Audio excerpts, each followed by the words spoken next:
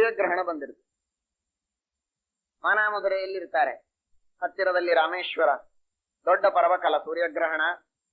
ರಾಮೇಶ್ವರಕ್ಕೆ ಹೋಗಿ ಸ್ನಾನ ಮಾಡೋಣ ಅಂತ ಹೇಳಿ ಸತ್ಯಬೋಧ ತೀರ್ಥರು ರಾಮೇಶ್ವರ ಯಾತ್ರೆಗೆ ಹೊರಡ್ತಾರೆ. ರಾಮೇಶ್ವರದಲ್ಲಿ ಅದ್ಭುತವಾದಂತಹ ರೀತಿಯಲ್ಲಿ ವಿಶೇಷವಾದ ರಾಮದೇವರ ಪೂಜೆ, ಅಲ್ಲೆಲ್ಲ ದಾನ ಧರ್ಮಾದಿಗಳನ್ನ ಮಾಡಿ ಸೂರ್ಯಗ್ರಹಣದಲ್ಲಿ ಎಲ್ಲ ಸಾವಿರಾರು ಜನ ಭಕ್ತರಿಗೆ ವಿಶೇಷವಾಗಿ ಉದ್ಧಾರವನ್ನ ಮಾಡ್ತಾರೆ ಸತ್ಯಬೋಧ ತೀರ್ಥ ಶ್ರೀಪಾದಂಗಳು. ಅಲ್ಲಿ ಎಷ್ಟೋ ದಿವಸ ವಾಸವಾಗ್ತಾರೆ. ಸತ್ಯಬೋಧ ತೀರ್ಥ ಶ್ರೀಪಾದಂಗಳವರು 40 ವರ್ಷ ವೇದಾಂತ ಸಾಮ್ರಾಜ್ಯವನ್ನ ಆಳಿದ್ದಾರೆ. ಆಶ್ರಮ ತೆಗೆದುಕೊಂಡ ಮೇಲೆ 40 ವರ್ಷದವರೆಗೆ, ಒಟ್ಟು ಅವರು 80 ವರ್ಷ ಬದುಕಿದ್ದು, 40ನೇ ವಯಸ್ಸಿಗೆ ಆಶ್ರಮ ತೆಗೆದುಕೊಂಡಿದ್ದಾರೆ. ಮುಂದೆ 40 ವರ್ಷ ಬದುಕಿದ್ದಾರೆ ಮಹಾನುಭಾವರಾದ ಸತ್ಯಬೋಧ ತೀರ್ಥ ಶ್ರೀಪಾದಂಗಳು. ನಮ್ಮ ಗುರುಗಳು ಆಶ್ರಮವಾದ ತಕ್ಷಣ ಕೆಲವೇ ದಿವಸದೊಳಗೆ ರಾಣೆಬೆನ್ನೂರಿನಿಂದ ಸವಣೂರಿಗೆ ಸತ್ಯಬೋಧರ ದರ್ಶನಕ್ಕೆ ಹೋದರು. ಆಗ ಅವತ್ತಿನ ಪರ್ಯಾಯಸ್ಥರು ಅಲ್ಲಿ ಯಾರಿದ್ರು ಅವರು ಹೇಳಿದರು, ನೀವು ಆಶ್ರಮ ತೆಗೆದುಕೊಂಡ ಕೆಲವೇ ದಿವಸದಲ್ಲಿ ಸತ್ಯಬೋಧರ ದರ್ಶನಕ್ಕೆ ಬಂದಿದ್ದೀರಿ, ಆದ್ದರಿಂದ ಅವರ ಅನುಗ್ರಹದಿಂದ ನೀವು 40 ವರ್ಷ ವೇದಾಂತ ಸಾಮ್ರಾಜ್ಯವನ್ನ ಆಳ್ತೀರಿ. ಆ ಸತ್ಯಬೋಧರ ದರ್ಶನಕ್ಕೆ ಹೋದಾಗೆಲ್ಲ ಸ್ವಾಮಿಗಳಿಗೆ ಈ ಮಾತನ್ನ ನೆನೆಸ್ಬೇಕು. ಅವತ್ತು ಆ ವೃದ್ಧರು ಆ ಮಾತನ್ನು ಹೇಳಿದ್ರು. ಸತ್ಯಬೋಧರ ಅನುಗ್ರಹದಿಂದ 36 ವರ್ಷ ಆಯ್ತು, 40 ವರ್ಷ ಆಯ್ತು, 48 ವರ್ಷಗಳವರೆಗೆ, 50 ವರ್ಷಗಳವರೆಗೆ ಸುದೀರ್ಘವಾದಂತಹ ವೇದಾಂತ ಸಾಮ್ರಾಜ್ಯವನ್ನ ಆಳುವ ಯೋಗವನ್ನ ಸತ್ಯಬೋಧ ತೀರ್ಥರು ಕರುಣಿಸಿದ್ದಾರೆ ಅಂತ ಒಂದು ನವರತ್ನಗಳಿಂದ ಮಾಡಿದ ಬಂಗಾರದ ಒಂದು ದೊಡ್ಡದಾದ ಸರವನ್ನ ಪ್ರಥಮ ಭೇಟಿಯಲ್ಲಿ ಅಂತ ಸವಣೂರಿನ ಆ ಸತ್ಯಬೋಧ ತೀರ್ಥ ಶ್ರೀಪಾದಂಗಳವರಿಗೆ ನಮ್ಮ ಸ್ವಾಮಿಗಳು ಸಮರ್ಪಣೆ ಮಾಡಿದ್ದಾರೆ. ಇವತ್ತಿಗೂ ಅದನ್ನು ವೃಂದಾವನಕ್ಕೆ ಹಾಕ್ತಾರೆ.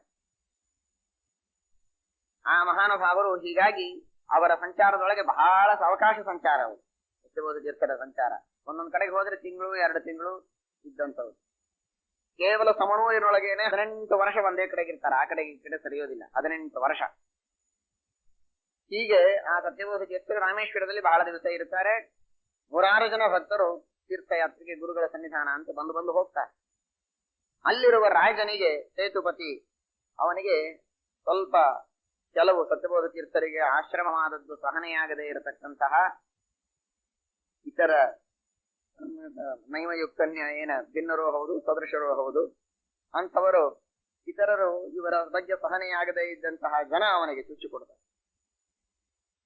ಆ ಇತರ ಮಠೀಯರ ಮಾತನ್ನ ಕೇಳಿ ಸತ್ಯಬೋಧ ತೀರ್ಥ ಶ್ರೀಪಾದಂಗಳವರನ್ನ ಸೇತುಪತಿ, ಆ ರಾಮೇಶ್ವರದ ರಾಜ, ಏನ್ ಹಿಂದು ಗೊತ್ತಿಲ್ಲ ಮುಂದೆ ಗೊತ್ತಿಲ್ಲ, ನಿರಕ್ಷರ ಕುಕ್ಷಿ, 4 ಜನ ಹೇಳಿದ ಮಾತು ಕೇಳಿದ.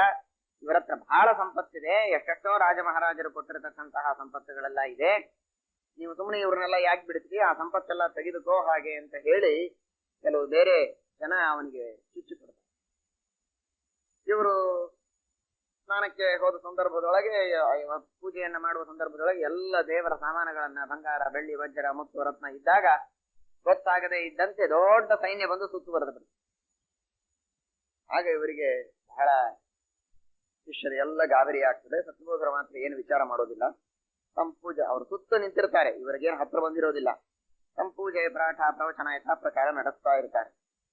ಅವರು ಮಧ್ಯ ಮಧ್ಯದಲ್ಲಿ ಬಂದು ಹೆದರ್ಸೋದು, ನಿಮ್ಮ ಪದಾರ್ಥಗಳನ್ನೆಲ್ಲ ನಮಗೆ ತೋರಿಸಿರಿ, ನಮಗೆ ಕೊಟ್ಟು ಬಿಡಿ, ನಿಮ್ಮನ್ನು ಊರಿಂದ ಬಿಡೋದಿಲ್ಲ, ನಿಮಗೆ ನೀವೆಲ್ಲಾ ಪದಾರ್ಥಗಳನ್ನು ಒಪ್ಪಿಸಿ ಹೋದ್ರೆ ಮಾತ್ರ ನಿಮ್ಮನ್ನು ಬಿಡ್ತೇವೆ ಅಂತ ಅವರು ಹೆದರಿಸ್ತಾರೆ. ಕ್ಷೇಮಂ ನಿಧಾಸ್ಯತೆ ತನೋ ಭಗವಾನ್ ತ್ರಜೀಶಃ ತ್ರಾತಾ ಅಸ್ಮದೀಯ ವಿಮೃಶೇನ ಕಿಯಾನಿಹರ್ಥ ಅಂತ ನಂಬಿದ ಸತ್ಯಬೋಧ ತೀರ್ಥರು ಏನು ವಿಚಲಿತರಾಗುವುದು. ದೇವರು ಏನೋ ಮಾಡ್ತಾನೆ, ಹೇಗೋ ಹಾದಿ ಹುಡುಕ್ತಾನೆ. ಶತಕ್ರತು ಅವನು ಸಹಸ್ರ ರೀತಿಯ ಉಪಾಯಗಳನ್ನ ತಿಳಿದುಕೊಂಡಿರತಕ್ಕಂತಹ ಆ ಭಗವಂತನಿಗೆ ನಮ್ಮನ್ನ ರಕ್ಷಣೆ ಮಾಡುವಂತಹ ಸಾವಿರಾರು ದಾರಿಗಳು ಅವನಿಗೆ ಗೊತ್ತು. ಯಾರು ಚಿಂತೆ ಮಾಡಿದ್ರು. ಸುಧಾಪಾಠ ಹೇಳ್ತೇನೆ ಕೇಳಿ, ಶಾಸ್ತ್ರಗಳನ್ನ ಅಧ್ಯಯನ ಮಾಡಿ ಚಿಂತನೆ ಮಾಡಿ, ಉಳಿದ ವಿಚಾರ ಎಲ್ಲ ದೇವರಿಗೆ ಬಿಡಿ ಅಂತ ಹೇಳ್ತಾರೆ. ಏನ ಸಂದರ್ಭ ಹೇಗೆ ಬರ್ತದೆ. ಇದೇ ಸಂದರ್ಭದೊಳಗೆ ಜ್ಞಾನೋಜಿ ನಿಂಬಾಳಕರಂತ ತಿರುಚನಾಪಲ್ಲಿಯಲ್ಲಿರ್ತಕ್ಕಂತಹ ಒಬ್ಬ ದೊಡ್ಡ ವ್ಯಕ್ತಿ, ಆ ಮನುಷ್ಯ ತಿರುಚನಾಪಲ್ಲಿಯ ರಾಜ ನವಾಬ, ಅವನಿಗೆ ಅತ್ಯಂತ ಬೇಕಾದಂತಹ ಹಳೇ ಅವನು ಮಂತ್ರಿ. ಆ ಮನುಷ್ಯ ಹತ್ತಿರದಲ್ಲಿ ಗುರುಗಳಿದ್ದಾರೆ, ಅವರನ್ನ ಶ್ರೀರಂಗಕ್ಕೆ ಕರೆಸೋಣ ತಿರುಚನಾಪಲ್ಲಿ ಅಂತ ಹೇಳಿ ತನ್ನ ಅನೇಕ ಜನ ಸೈನಿಕರನ್ನ ಮತ್ತು ತಾನು ಪ್ರಾರ್ಥನಾ ಪತ್ರವನ್ನ, ವಿಜ್ಞಾಪನ ಪತ್ರಿಕೆಯನ್ನ, ಅನೇಕ ಮರ್ಯಾದೆಯ ವಸ್ತುಗಳನ್ನೆಲ್ಲ, ದಕ್ಷಿಣೆನ ವಸ್ತ್ರಗಳನ್ನ ಕೊಟ್ಟು ರಾಮೇಶ್ವರದಲ್ಲಿದ್ದ ಸತ್ಯಬೋಧ ತೀರ್ಥ ಶ್ರೀಪಾದಂಗಳವರಿಗೆ ಇದನ್ನ ಕೊಟ್ಟು ಬರಬೇಕು ಅಂತ ಕೊಟ್ಟು ಕಳಿಸ್ತಾನೆ. ಆ ಸಂದರ್ಭದೊಳಗೆ ಸುಮಾರು ಏನಾಗಿರ್ತದೆ, ಶಿವಾಜಿಯ ಒಂದು ಕಾಲದೊಳಗೆ ಈ ಮಹಾರಾಷ್ಟ್ರದಿಂದ ಹೋದಂತಹ ದೇಶಸ್ಥ ಮರಾಠಿ ಜನ ಅಂತ ಹೇಳ್ತಾರಲ್ಲ, ಅವರೆಲ್ಲರೂ ಕೂಡ ಮಾಧ್ವರೆ, ಅವರೆಲ್ಲರೂ ಶ್ರೀ ಮಧುಕರಾದಿ ಮಠದ ಶಿಷ್ಯರು. ಹೀಗಾಗಿ ಎಲ್ಲೆಲ್ಲಿ ಆ ಶಿವಾಜಿಯ ಸಂಸ್ಥಾನದ ಸಾಮಂತರಿರ್ತಾರೋ ಅವರೆಲ್ಲರೂ ಸತ್ಯಬೋಧರ ಶಿಷ್ಯರೇ. ಹೀಗಾಗಿ ಈ ನವಾಬನ ಕೈಯಲ್ಲಿರ್ತಕ್ಕಂಥ ಈ ಜಾನೋಜಿ ನಿಂಬಾಳಕರ ಅವನು ಸತ್ಯಬೋಧರ ಶಿಷ್ಯ. ಹೀಗಾಗಿ ಅವನು ಕೊಟ್ಟು ಕಳಿಸಿದ ತಕ್ಷಣ ಅಲ್ಲಿ ಹೋದ್ರು. ಇವರು ಸಹಜವಾಗಿ ಹೋಗೋ ಹಾಗೆ ಹೋದ್ರು. ಹೋಗಿ ನೋಡ್ತಾರೆ, ಸುತ್ತಲೂ ಸೈನ್ಯ ನಿಂತಿದೆ. ಅವನು ಸಾಮಂತ, ರಾಮೇಶ್ವರದ ರಾಜ, ಇವರ ಕೈ ಕೆಳಗಿನ ರಾಜ ಅವನು.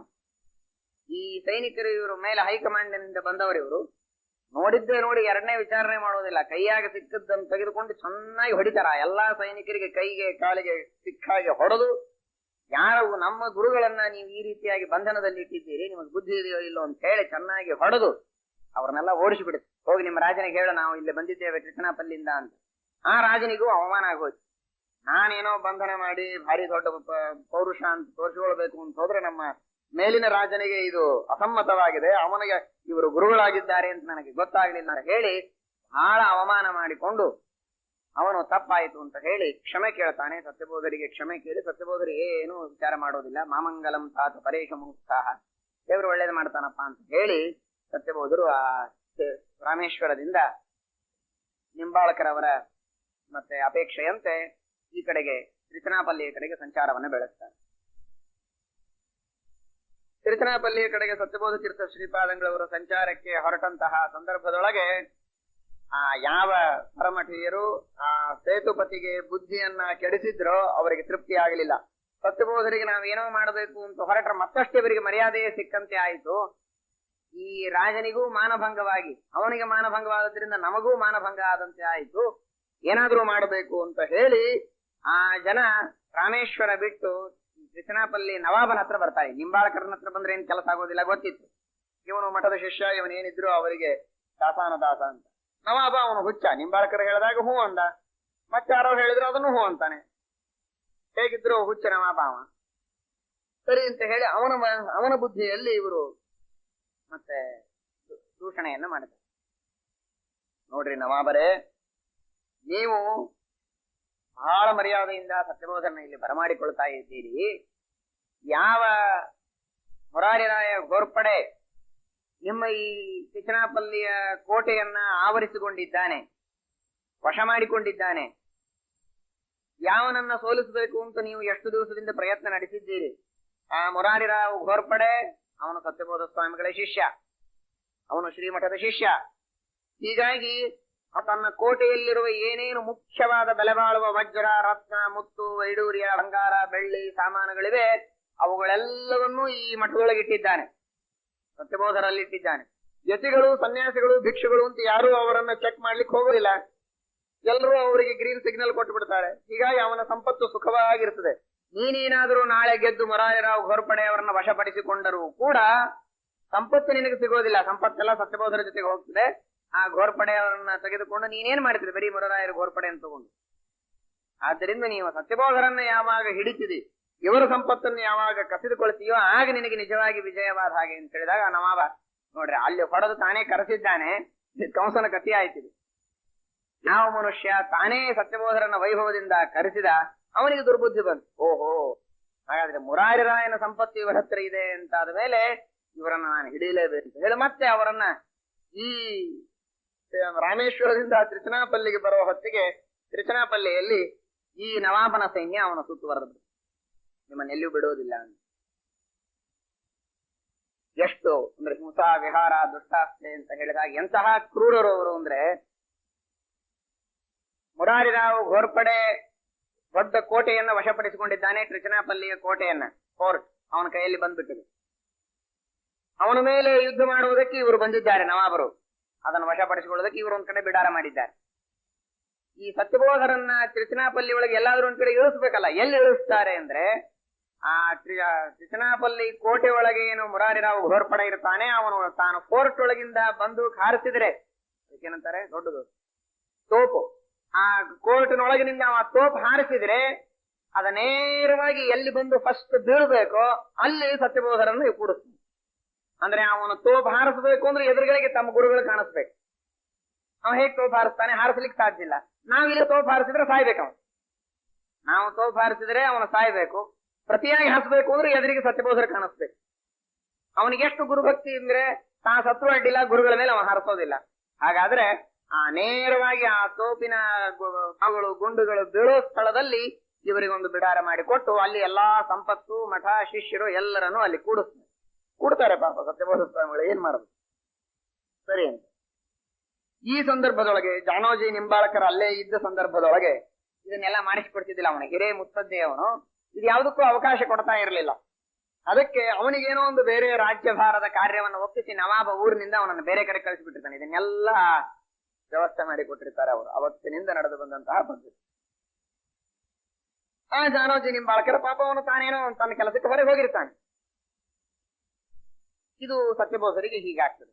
ಸತ್ಯಬೋಧರು ಮತ್ತೆ ಇಲ್ಲಿ ಯಾವ್ದಾದ್ರು ಯಾರ ಕಥೆಯಲ್ಲಿ ಬಂತಲ್ಲ, ಇದು ಸತ್ಯಾಗನವರ ಕಥೆಯಲ್ಲಿ. ಹಾಗೆ ಸತ್ಯಬೋಧ ತೀರ್ಥ ಶ್ರೀಪಾದಂಗಳವರು ವಿಚಾರ ಮಾಡ್ತಾರೆ, ಸಂಸ್ಥಾನ ದೊಡ್ಡದು, ನಮಗೇನಾದರೂ ಅಪಾಯವಾದ್ರೆ ಅಡ್ಡಿ ಇಲ್ಲ, ಸಂಸ್ಥಾನಕ್ಕೆ ಅಪಾಯ ಆಗಬಾರದು, ಇದು ಅಚಂದ್ರಾರ್ಕವಾಗಿ ಉಳಿಯತಕ್ಕಂತಹ ಸಂಸ್ಥಾನ ಅಂತ ಹೇಳಿ ಆ ಸಂಸ್ಥಾನದ ಸಮಗ್ರವಾದ ಪ್ರತಿಮೆಗಳನ್ನ, ದೇವರ ಪೆಟ್ಟಿಗೆಗಳನ್ನ, ದೊಡ್ಡ ದೊಡ್ಡ ಬೆಳ್ಳಿ, ತಾಮ್ರ, ಬೇರೆ ಬೇರೆ ಕೊಡಗಳಲ್ಲಿ ನೀರು ತರೋದಕ್ಕೆ ಅಂತ ನೋಡಪ್ಪ, ನಾವು ಬ್ರಾಹ್ಮಣರು ನಾವೆಲ್ಲ ಸ್ನಾನ ಸಂಧ್ಯಾವಂದನ ಮಾಡದೆ ಒಂದ್ ಹನಿ ನೀರ್ ಹಾಕೋದಿಲ್ಲ. ನೀರಾದ್ರೂ ನಾವು ಕುಡಿಬೇಕು ಅಂತೀರೋ ಬೇಡ ಅಂತೀರೋ? ಅದಕ್ಕೆ ಅವಶ್ಯವಾಗಿ ಕುಡೀರಿ ಅಂತ ಪಾಪ ಹುಚ್ಚುಗಳು ಮುಸಲ್ಮಾನ ಸೈನಿಕ ಅಂದ್ರು. ಆ ನೀರಿನ ಕೊಡ 5 ನೀರಿನ ಕೊಡಗಳನ್ನ ತೆಗೆದುಕೊಂಡು ಒಂದೊಂದು ಕೊಡದಲ್ಲಿ ಒಂದೊಂದು ಪೆಟ್ಟಿಗೆ ಹಾಕ್ತಾರೆ. ಒಂದರೊಳಗೆ ಮೂಲರಾಮದೇವರ ಪೆಟ್ಟಿಗೆ, ಒಂದರೊಳಗೆ ದಿಗ್ವಿಜಯರಾಮದೇವರ ಪೆಟ್ಟಿಗೆ, ಒಂದರೊಳಗೆ ಸೀತಾದೇವಿ, ವೇದವ್ಯಾಸದೇವರ ಪೆಟ್ಟಿಗೆಗಳನ್ನ ಒಂದೊಂದು ಕೊಡದೊಳಗೆ ಪಾತೇಲಿ ಒಳಗೆ ಹಾಕಿ ಮೇಲೆ ಮುಚ್ಚಿಸಿ 5 ಜನ ಬ್ರಾಹ್ಮಣರು, ಬಾಲಂಭಟ್ಟಾಚಾರ್ಯರು ಅಂತ ಮುಖ್ಯಸ್ಥರು, ಅವರನ್ನ ಮುಖ್ಯಸ್ಥರನ್ನ ಮಾಡಿ 5 ಜನ ಅವರಿಗೆ ಬಲ ಸೇವಕರು, 2 ಸೇವಕರನ್ನ ಕೊಟ್ಟು ಈ ದೇವರ ಪೆಟ್ಟಿಗೆಯನ್ನಂತೂ ಮೊದಲಿಗೆ ಇಲ್ಲಿ ಸಾಗಿಸ್ರಿ. ನರಸಿಂಹದೇವರ ಪಕ್ಕಕ್ಕೆ ಒಂದು ದೊಡ್ಡ ನರಸಿಂಹ ಶಾಲಿಗ್ರಾಮ ಇದೆ, ಇವತ್ತಿಗೂ ನಮ್ಮ ಕಟ್ಟೆಯೊಳಗಿರ್ತದೆ. ಆ ನರಸಿಂಹ ಶಾಲಿಗ್ರಾಮ ಒಂದು ತಾವು ಇಟ್ಟುಕೊಳ್ತಾರೆ. ಆ ಪೂಜೆಗೆ ಅಂತ ತಾವು ಇಟ್ಟುಕೊಂಡು ಆ ಎಲ್ಲ ತ್ರಿಚನಾಪಲ್ಲಿಯಿಂದ ದಾಟಿಸಿ ನೀರ್ ತರಲಿಕ್ಕೆ ಅಂತ ಹೋದವರು ಅವ್ರು ಹೋಗೇ ಬಿಡ್ತಾರೆ. ಅವರ ವಿಜಯದಲ್ಲಿ ವರ್ಣನೆ ಬರ್ತದೆ. ಕೆಲವರು ನೀರ್ ತರ್ಲಿಕ್ಕೆ ಹೋಗ್ತಾರೆ ಅಂತ ಕೂತ್ರು, ಇನ್ ಕೆಲವರಿಗೆ ಗೊತ್ತೇ ಆಗ್ಲಿಲ್ಲ, ಇವರು ಹೋದದ್ದೇ ಗೊತ್ತಾಗ್ಲಿಲ್ಲ. ಕೃಷ್ಣನ ಮಾಯೆಯಂತೆ ಅವರು ರಾಮದೇವರು ತಾನು ಹೊರಡ್ತಾ ಇರುವಾಗ ಕಾರಾಗಾರದಿಂದ ಕೃಷ್ಣ ಹೊರಟಾಗ ಹೇಗೆ ಗೊತ್ತಾಗಲಿಲ್ಲವೋ ಹಾಗೆ ರಾಮದೇವರು ಈ ದುಷ್ಟರ ಕಾರಾಗಾರದಿಂದ ಹೊರಗೆ ಸಾಕ್ತಾ ಇರುವಾಗ ಅವರಿಗೆ ಕಲ್ಪನೆಯೇ ಬರಲಿಲ್ಲ, ಸುಮ್ಮನೆ ಕೂತಿದ್ದಾರೆ, ತಡೆಯಬೇಕು ಅಂತೂ ಗೊತ್ತಾಗಲಿಲ್ಲ. ಇವರು ತಮ್ಮ ಪಾಡಿಗೆ ತಾವು ಹೋಗಿ ಸತ್ಯಬೋಧರ ಆದೇಶದಂತೆ ಹತ್ತಿರದಲ್ಲಿ ತ್ರಿಕಾಟಪಲ್ಲಿ ಅಂತ ಇನ್ನೊಂದು ಸಂಸ್ಥಾನ, ಆ ಸಂಸ್ಥಾನದಲ್ಲಿ ಭೀಮಸೇನ ರಾಯ ಅಂತ ಅವನ ಸಾಮಂತ ರಾಜ, ಅವನು ಶ್ರೀಮಠದ ಶಿಷ್ಯನೇ. ಹೀಗಾಗಿ ಅವನು ದೇಶಸ್ಥ ಬ್ರಾಹ್ಮಣ. ಅವನ ಕಡೆಗೆ ಕೊಟ್ಟು ಕಳಿಸ್ತಾರೆ ಸತ್ಯಬೋಧರು. ಅವನು ಬಹಳ ಭಗವದ್ ಭಕ್ತ, ಶ್ರೀಮಠಕ್ಕೆ ಪ್ರಾಣ ಕೊಡತಕ್ಕಂತಹ ವ್ಯಕ್ತಿ. ಅವನ ಹತ್ರ ಹೋಗಿ ಈ ಸಂಸ್ಥಾನವನ್ನ ಅವನ ಒಂದು ದೊಡ್ಡದಾದ ಮತ್ತೆ ಭದ್ರವಾದಂತಹ ಮತ್ತೆ ಸ್ಟ್ರಾಂಗ್ ರೂಮ್ ಒಳಗೆ ಇದನ್ನ ಇಟ್ಟು ರಕ್ಷಣೆ ಮಾಡಬೇಕು ಅಂತ ಆಜ್ಞಾಪತ್ರ ಕೊಟ್ಟು ಕಳಿಸಿರ್ತಾರೆ. ಆ ಭೀಮಸೇನ ರಾಯ ಪರಮ ಮಠದ ಶಿಷ್ಯ, ಅತ್ಯಂತ ಭಕ್ತಿಯಿಂದ ರಾಮದೇವರಿಗೆ ಸ್ವಾಗತ ಮಾಡಿ ತನ್ನ ಭದ್ರವಾದಂತಹ ಕೋಣೆಯಲ್ಲಿ ಅದನ್ನ ಇಟ್ಟು ಸ್ವತಃ ತಾನೇ ನಿಲ್ತಾನೆ, ಯಾರನ್ನೂ ನಿಲ್ಸೋದಿಲ್ಲ. ಸ್ವತಃ ತಾನೇ ಸತ್ಯಬೋಧರು ಆಜ್ಞಾ ಕೊಟ್ಟು ಕಳಿಸೋವರೆಗೆ ತಾನೇ ಬಾಗಿಲದಲ್ಲಿ ನಿಂತು ದೇವರನ್ನ ಕಾಯ್ತಾನೆ. ಈ ಕಡೆಗೆ ಆ ವ್ಯವಸ್ಥೆ ಮಾಡ್ತಾರೆ. ಸತ್ಯಬೋಧರು ತಾವು ನರಸಿಂಹದೇವರ ಶಾಲಿಗ್ರಾಮದ ಪೂಜೆಯನ್ನ ಮಾಡ್ತಾ ಇದ್ದಾರೆ. ತೀರ್ಥ ಬಿಟ್ಟರೆ ಒಂದ್ ಹನಿ ನೀರ್ ಹಾಕ್ಲಿಲ್ಲ. ರಾಮದೇವರು ಪೂಜೆ ಮಾಡದೆ ನಾನು ಊಟ ಮಾಡೋದಿಲ್ಲ ಅಂತ ಹೇಳಿ ಉಪವಾಸ ಕುಳಿತಿದ್ದಾರೆ. 1 ದಿವಸ ಆಯ್ತು, 2 ದಿವಸ ಆಯ್ತು, 3 ದಿವಸ ಆಯ್ತು, 4 ಆಯ್ತು, 5 ದಿವಸ ಆಯ್ತು, ವಿಶ್ವ ಪಂಚಕ ಆಯ್ತು. ಅಷ್ಟೊತ್ತಿಗೆ ಜಾನೋಜಿ ನಿಂಬಾಳಕರ ಆ ಊರಿಗೆ ವಾಪಸ್ ಬರ್ತಾನೆ. ತಾನು ಏನೋ ಕೆಲಸಕ್ಕೆ ಹೋಗಿದ್ದ, ಮುಗಿಸಿಕೊಂಡು ಬರ್ತಾನೆ. ವಯಸ್ಸಾದಂತಹ ವ್ಯಕ್ತಿ. ಅವನಿಗೆ ಭಕ್ತರು ಓಡಿ ಹೋಗಿ ಮಠದ ಶಿಷ್ಯರು ಸುದ್ದಿ ಹೇಳ್ತಾರೆ, ಕೆಲವರು ಹೊರಗಿದ್ದವರು, ಹೀಗೆಲ್ಲ ಮಾಡಿದ್ದಾನೆ, ಗುರುಗಳನ್ನ ಅಲ್ಲಿ ಇಟ್ಟಿದ್ದಾನೆ ಹುಚ್ಚು ನವಾಬ, ಯಾರದೋ ಮಾತು ಹೇಳಿ ನೀನು ಹೊರಗೆ ಹೋದದ್ದು ತಪ್ಪಾಯಿತು, ಏನಾದ್ರೂ ಮಾಡಿ ಅದನ್ನ ಬಗೆಹರಿಸು ಮಹಾರಾಯ, ದೇಶಕ್ಕೆ ಕ್ಷೇಮ ಅಲ್ಲ, ಗುರುಗಳಿಗೆ ಉಪವಾಸ ಹಾಕೋದು. ಆಗ ಜಾನೋಜಿ ನಿಂಬಾಳಕರ ನವಾಬರಿಗೆ ಹೋಗಿ ಹೇಳ್ತಾನೆ, ಏನ್ ಮಾಡ್ತಾ ಇದ್ದೀರಿ, ಎಲ್ಲಿಟ್ಟಿದ್ದೀರಿ ನಿಮ್ಮ ಬುದ್ಧಿ? ಎಂತಹ ಯತಿಗಳು, ದೊಡ್ಡ ತಪಸ್ಗಳು, ಅವರನ್ನ ಉಪವಾಸ ಕೂಡಿಸೋದು ಅಂದ್ರೆ ನಾ ಎಲ್ಲಿ ಉಪವಾಸ ಕೊಡು ಅಂತ ಹೇಳಿದ್ದೇನೆ ಅವರಿಗೆ? ಮುರಾರಿರಾಯ ಘೋರ್ಪಡೆಯವರ ಸಂಪತ್ತು ಅವರ ಹತ್ರ ಇದೆ ಅಂತ ಅನ್ನೋ ದೃಷ್ಟಿಯಿಂದ ನಾನು ಅದನ್ನ ಪರೀಕ್ಷೆ ಮಾಡುವುದಕ್ಕೆ ಮಾತ್ರ ಅವರನ್ನ ಇಟ್ಟುಕೊಂಡಿದ್ದೆ ಹೊರತು ಉಪವಾಸ ಕೊಡೋದು ನಾ ಎಲ್ಲಿ ಹೇಳೀನಿ ಅಂತ ಅವನಂತ. ಆಗ ಅವನಿಗೆಲ್ಲ ಹೇಳ್ತಾರೆ, ನೋಡಪ್ಪ ಹೀಗೆ ನಮ್ಮ ದೇವರು ಇರ್ತಾರೆ, ಪ್ರತಿನಿಧಿಗಳು ಪೂಜೆ ಮಾಡದೆ ಊಟ ಮಾಡೋದಿಲ್ಲ ಹಾಗೆ ಅಂತೆಲ್ಲ ಹೇಳಿದಾಗ ಅವನು ಬಿಡ್ಲಿಕ್ಕೆ ಒಪ್ಪೋದಿಲ್ಲ. ಉಪವಾಸ ಇದ್ದಾರಲ್ಲ ಅಂತ ಹೇಳಿ ಬೇಕಾದಷ್ಟು ಮಾವಿನ ಹಣ್ಣುಗಳನ್ನು ಕಳಿಸ್ತೇನೆ ಅಂತ ಬುಟ್ಟಿಗಟ್ಲೆ ಭಾರೀ ಮಾವಿನ ಹಣ್ಣುಗಳು ನವಾಬರ ತೋಟದಲ್ಲಿ ಬೆಳೆದದ್ದು ಮಾವಿನ ಹಣ್ಣುಗಳನ್ನು ಕೊಟ್ಟು ಕಳಿಸ್ತಾನೆ. ಇದನ್ನೆಲ್ಲ ತಿಂದು ಸುಖವಾಗಿರು ಅಂತ ಹೇಳ್ರಿ, ನಾನು ಅದನ್ನೆಲ್ಲ ಚೆಕ್ ಮಾಡಿ ಏನಿಲ್ಲ ಅಂತ ಆದ ಕೂಡಲೇ ವಾಪಸ್ ಕೊಟ್ಟು ಬಿಡ್ತೇನೆ. ಸರಿ ಅಂತ ಹೇಳಿ ನಿಂಬಾಳಕರ ಅದನ್ನೆಲ್ಲ ಹಣ್ಣು ತೆಗೆದುಕೊಂಡು ಬರ್ತಾನೆ. ಇವರೇನು ಮುಟ್ಟೋದಿಲ್ಲ. ನೈವೇದ್ಯ ಮಾಡ್ತಾರೆ. ನರಸಿಂಹದೇವರಿಗೆ ನೈವೇದ್ಯ ಮಾಡಿ ವಿದ್ಯಾರ್ಥಿಗಳಿಗೆಲ್ಲ ಕೊಡ್ತಾರೆ. ವಿದ್ಯಾರ್ಥಿಗಳಿಗೆ, ಪಂಡಿತರಿಗೆ, ಉಳಿದ ಪರಿವಾರದ ಜನರಿಗೆಲ್ಲ ಹೊತ್ತು ತುಂಬ ತಿನ್ನಿಸಿ ತಾವು ಮಾತ್ರ ಮತ್ತೆ ಉಪವಾಸ. ಇವರು ಶೋಧನೆ ಮಾಡೋದು ಪ್ರಾರಂಭ ಆಗ್ತದೆ. ಭಾರಿ ಭಾರಿ ಎಲ್ಲಾ ಮುಸಲ್ಮಾನ ಅಧಿಕಾರಿಗಳು ಎಲ್ಲ ಶೋಧನೆ ಮಾಡ್ಲಿಕ್ಕೆ ಪ್ರಾರಂಭ ಮಾಡ್ತಾರೆ. ಏನೇನು ಸಂಪತ್ತು, ಬಂಗಾರ, ಬೆಳ್ಳಿ, ವಜ್ರ, ಮುತ್ತು ನೋಡ್ಲಿಕ್ಕೆ ಶುರು ಆದಾಗ ಅವರಿಗೆ ಆಶ್ಚರ್ಯ ಆಗ್ಲಿಕ್ಕೆ ಪ್ರಾರಂಭವಾಗ್ತದೆ. ಈ ನವಾಬನ ಹಿರಿಯರಾದಂತಹ ಇವನ ಹಿಂದಿನ ದೊಡ್ಡ ದೊಡ್ಡ ನವಾಬರುಗಳ ಹೆಸರೆಲ್ಲ ಅದರೊಳಗಿದೆ. ಅವರು ಕೊಟ್ಟಿರತಕ್ಕಂತಹ ಮಂಟಪ, ಮತ್ತೊಂದು ತಟ್ಟಿ, ಬುಟ್ಟಿ, ಕೊಡ ಎಲ್ಲ ಕಾಣಿಸ್ಲಿಕ್ಕೆ ಪ್ರಾರಂಭ ಆಯ್ತು. ಅವರಿಗೆ ಆಶ್ಚರ್ಯ. ನಮ್ಮ ಯಾವ ನವಾಬರನ್ನ ನಾವು ಭಾರಿ ದೊಡ್ಡ ಮರ್ಯಾದೆಯಿಂದ ಪೂಜೆ ಮಾಡುತ್ತೇವೆ ನಮ್ಮ ಪರಂಪರೆಯೊಳಗೆ, ಅಂತಹ ಭಾರಿ ಭಾರಿ ನವಾಬರೆಲ್ಲ ಇವರು ಶಿಷ್ಯರಿದ್ದಾರೆ. ಸತ್ಯಪ್ರಿಯರಿಗೆ, ಸತ್ಯಾಭಿನವರಿಗೆ, ಅದಕ್ಕೂ ಹಿಂದೆ ಕೊಟ್ಟಂತಹ ಎಲ್ಲ ಐತಿಹಾಸಿಕವಾದ ಹೆಸರುಗಳು ಅದರ ಮೇಲೆ ಕಾಣಿಸ್ಲಿಕ್ಕೆ ಪ್ರಾರಂಭ ಆಯ್ತು. ಅವರಿಗೆ ಬಹಳ ಆಶ್ಚರ್ಯ ಆಯ್ತು. ಆ ಹೆಸರುಗಳನ್ನು, ಅವರು ಕೊಟ್ಟ ಪದಾರ್ಥಗಳನ್ನು ಎಲ್ಲ ಯಾವತ್ತಾಗಿ ಯಾದಿ ಮಾಡಿದ್ರು. ಒಂದು ಸಣ್ಣ ಗುಂಜಿ ಏನು ಅವರಿಗೆ ಮುರಾರಿ ರಾಯರ ಘೋರ್ಪಣೆಯ ಸಂಪತ್ತು ಅಲ್ಲಿ ಸಿಗಲಿಲ್ಲ. ಇದ್ದ ವಿಷಯವನ್ನು ಹೋಗಿ ನವಾಬನಿಗೆ ಹೇಳಿದ್ರು.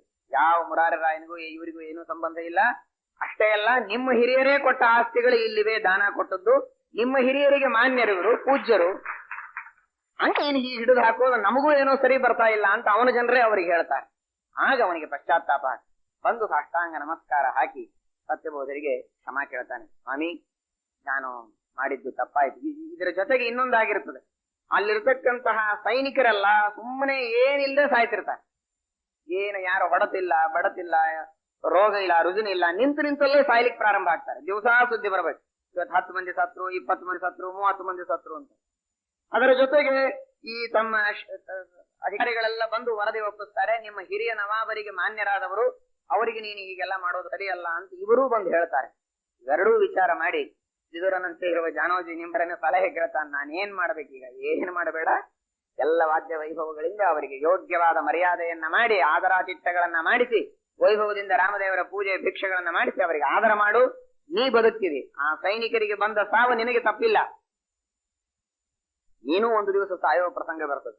ಆದ್ದರಿಂದ ಅವರ ಪರೀಕ್ಷೆಯನ್ನು ಮಾಡ್ಲಿಕ್ಕೆ ಹೋಗಬೇಡ ಅಂತ ನಿಂಬಾಳಕರು ಸರಿಯಾಗಿ ಸಂಭಾಳಿಸಿ ಹೇಳ್ತಾನೆ. ಆಗ ನವಾಬನಿಗೆ ಪಶ್ಚಾತ್ತಾಪ ಆಗಿ, ನಾನಂತ ಏನ್ ಮಾಡ್ತೋ ಹಾಗಿಲ್ಲ, ಅವನ ಮುಖಾನು ನೋಡೋರಲ್ಲ ಇವರು, ನಿಂಬಾಳಕರನ ಮನೆಯಲ್ಲೇನೆ ಸಂಪೂರ್ಣ ಖರ್ಚು ಕೊಟ್ಟು ನವಾಬ ಭಿಕ್ಷೆಯನ್ನ ಮಾಡಿಸ್ತಾನೆ. ಅಷ್ಟೊತ್ತಿಗೆ ರಾಮದೇವರು ಅಲ್ಲಿ ಹೋಗಿರ್ತಾರೆ. ಬೇರೆ ಅಧಿಕಾರಿಗಳನ್ನ ಕೊಟ್ಟು ಕಳಿಸಿ ಅತ್ಯಂತ ವೈಭವದಿಂದ ಮೆರವಣಿಗೆಯನ್ನ ಮಾಡಿ ತ್ರಿಕಾಟಪಲ್ಲಿಯಿಂದ ತ್ರಿಚನಾಪಲ್ಲಿಯವರೆಗೆ ರಾಮದೇವರನ್ನ ಆನೆಯ ಮೇಲೆ ವಾದ್ಯ ವೈಭವಗಳಿಂದ ಕರ್ಕೊಂಡು ಬರ್ತಾರೆ. ತ್ರಿಚನಾಪಲ್ಲಿಯಲ್ಲಿ ವಿಶೇಷವಾದ ಪೂಜೆಯನ್ನ ಮಾಡಿಸಿ ಆ ನವಾಬನಿಗೆ ಕ್ಷಮಾ ಮಾಡ್ತಾರೆ. ಸತ್ಯಬೋಧ ತೀರ್ಥರು ಕ್ರುದ್ಧರಾಗಿ ಏನಾದರೂ ಕೆಟ್ಟು ಬಯಸಿದ್ರೆ ಆ ಸೈನಿಕರ ಸತ್ತಂತೆ ನವಾಬ ಸಾಯೋದೇನು ಬಾಳುತ್ತಿರ್ಲಿಲ್ಲ. ಆದ್ರೆ ಸತ್ಯಬೋಧರ ದಯಾ ಅವನನ್ನ ಕ್ಷಮಾ ಮಾಡಿ ಬಿಟ್ಬಿಡ್ತಾರೆ. ನನ್ನ ಮರ್ಯಾದೆ ಉಳಿತಿದೆ, ನಾನು ಎಲ್ಲಾ ಊರುಗಳನ್ನ ಗೆದ್ದು ಬಂದೀನಿ, ಈ ಮುರಾರಿರಾವ್ ಘೋರ್ಪಡೆ ಮಾತ್ರ ಘೋರ್ ಆಗಿದ್ದಾನೆ. ನನಗೆ ಹೇಳಿದ್ದು ಪ್ರತಿಯೊಬ್ಬ ಜನರು ಒಂದೇ, ನೀನು ಉಳಿದ ರಾಜರನ್ನು ಸೋಲಿಸಿದಂತೆ ಇವನನ್ನು ಸೋಲಿಸಲಿಕ್ಕೆ ಸಾಧ್ಯ ಇಲ್ಲ. ಈ ಮುರಾರಿ ರಾಯನ ಹಿಂದೆ ಸತ್ಯಪ್ರಿಯ ತೀರ್ಥರು, ಸತ್ಯಬೋಧ ತೀರ್ಥರ ವಿಶೇಷವಾದ ಮಂತ್ರಾಕ್ಷತೆಯ ಬಲ ಇದೆ, ಅವರ ಅನುಗ್ರಹ ಇದೆ. ನೀನೇನು ಮಾಡಿದ್ರು ಇವರನ್ನು ವಶಪಡಿಸಿಕೊಳ್ಳಿಕ್ ಸಾಧ್ಯ ಇಲ್ಲ ಅಂತ ನಮಗೆ ಅನೇಕ ಜನ ಹೇಳಿದ್ದಾರೆ. ಅದಕ್ಕೆ ನೀವೇ ಅವನಿಗೆ ಬುದ್ಧಿ ಹೇಳಿ ಅವನಿಗೆ ಹೋಗು ಅಂತ ಹೇಳಿದ್ರೆ ಬಹಳ ಒಳ್ಳೇದಾಗ್ತದೆ. ಸತ್ಯಬೋಧರಂತವ್ರು ಹಾಗೆ ಹೇಗೆ ಹೇಳಲಿಕ್ಕೆ ಬರ್ತದಪ್ಪ ಅಂತ. ಅದಕ್ಕೆ ಅವನು ಹೇಳಿದ, ನೋಡಪ್ಪ, ನನಗೂ ಏನು ಸಂಪತ್ತು ಬೇಕಾಗಿಲ್ಲ, ದುಡ್ಡು ಬೇಡ, ರೊಕ್ಕ ಬೇಡ, ಪ್ರೆಸ್ಟೀಜ್ ಇಶ್ಯೂ ಆಗಿದೆ. ನಾನು ಬಂದು ಕುಳಿತು ಎಷ್ಟೋ ತಿಂಗಳಾಯ್ತು, ವರ್ಷ ಆಯ್ತು, ಇನ್ನೂ ಅವನು ಕೋಟೆ ಬಿಟ್ಟು ಹೊರಗೆ ಬರ್ತಾ ಇಲ್ಲ. ನನಗೆ ಅವಮಾನ ಆಗೋ ಸಂದರ್ಭ ಬಂದಿದೆ. ಒಂದು 5 ಪೈಸಾ ಉಳಿಸೋದು ಬೇಡ. ಅವನು ಆ ಫೋರ್ಟಿನೊಳಗೆ ಏನೇನು ಸಂಪತ್ತು ಇಟ್ಟುಕೊಂಡಿದ್ದಾನೆ, ಒಂದು 5 ಪೈಸಾ ಒಳಗೆ ಇಡೋದು ಬೇಡ. ತಾಮ್ರದ ದುಡ್ಡು ಇಡೋದು ಬೇಡ. ಬಂಗಾರ, ಬೆಳ್ಳಿ, ಮುತ್ತು, ರತ್ನ, ಬಟ್ಟಿ, ವಸ್ತು, ಹೆಣ್ಮಕ್ಳು, ಪುರುಷರು ಎಲ್ಲರನ್ನೂ ಅವನು ಗುತ್ತಿ ಸಂಸ್ಥಾನದ ರಾಜ ಮುರಾರಿ ರಾಯ ಘೋರ್ಪಡೆ. ಆ ಸಂಪೂರ್ಣವಾಗಿರತಕ್ಕಂತಹ ಒಳಗಿನ ಸಂಪತ್ತನ್ನ ಪೈ ಆನೆ, ಒಂಟಿ, ಕುದುರೆ ಮೇಲೆ, ಬಂಡುಗಳ ಮೇಲೆ ಗುತ್ತಿವರೆಗೆ ಸಾಗಿಸೋ ಜವಾಬ್ದಾರಿ ನಂದು. ಅದರ ಜವಾಬ್ದಾರಿ ನಾನ್ ತಗೋತೇನೆ. ಒಬ್ಬ ನಮ್ಮ ಸೈನಿಕನು ಅವನ ಮೇಲೆ ಒಂದು ಕಲ್ಲು ಎಸೆಯದೆ ಇದ್ದಾಗ ನಾನು ನೋಡ್ಕೋತೇನೆ. ಅದನ್ನೆಲ್ಲ ತಗೊಂಡು ಹೋಗ್ಲಿ, ಖಾಲಿ ಕೋಟೆ ಬಿಟ್ಟು ಕೊಡ್ಲಿ ಸಾಕು. ಮಂದಿ ಒಳಗೆ ನಾನು ಕೋಟೆ ಗೆದ್ದೆ ಅಂತ ಅನಿಸ್ಕೊಂಡ್ರೆ ನನಗೆ ಸಾಕು ಅಂತ ಹೇಳ್ತಾರೆ. ಸರಿ ಅಂತ ಹೇಳಿ ಸತ್ಯಬೋಧರು ಶಾಂತಿ ಪ್ರಿಯರು ವಿಚಾರ ಮಾಡಿ ಮುರಾರಿ ರಾವ್ ಘೋರ್ಪಡೆಯನ್ನು ಕರೆದು, ಅವನಿಗೂ ಸಂಕಟ ಬಂದಿರ್ತದೆ. 6 ತಿಂಗಳಾಗಿರ್ತದೆ, ಕೋಟೆ ಒಳಗಿರ್ತಾನೆ, ಒಳಗೆ ಏನ್ ತಿನ್ಲಿಕ್ಕಿಲ್ಲ, ಉಣ್ಲಿಕ್ಕಿಲ್ಲ, ಎಷ್ಟು ದಿವಸ ಒಳಗಿರ್ತಾನೆ. ಹೊರಗೆಲ್ಲ ನವಾಬನ ಸೈನಿಕರು ಇರ್ತಾರೆ. ಹೇಗಾದ್ರೂ ಮಾಡಿ ಗುತ್ತಿ ಊರಿಗೆ ಹೋಗಿ ಸೇರ್ಕೊಂಡ್ರೆ ಸಾಕು ಅಂತ ಅವ ವಿಚಾರ ಮಾಡತಿರ್ತಾನೆ.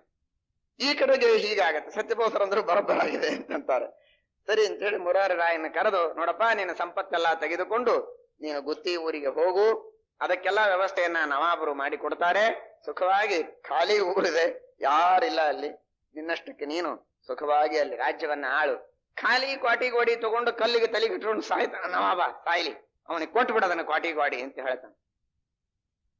ಕೋರ್ಪಡೆ ಎರಡನೇ ಮಾತಾಡೋದು, ಸತ್ಯಬೋಧ ತೀರ್ಥ ಶ್ರೀಪಾದಂಗಳವರ ಆಜ್ಞೆ ಅಂದ್ರೆ ಸುಪ್ರೀಂ ಕೋರ್ಟ್ ಆರ್ಡರ್ ಇದ್ದ ಹಾಗೆ.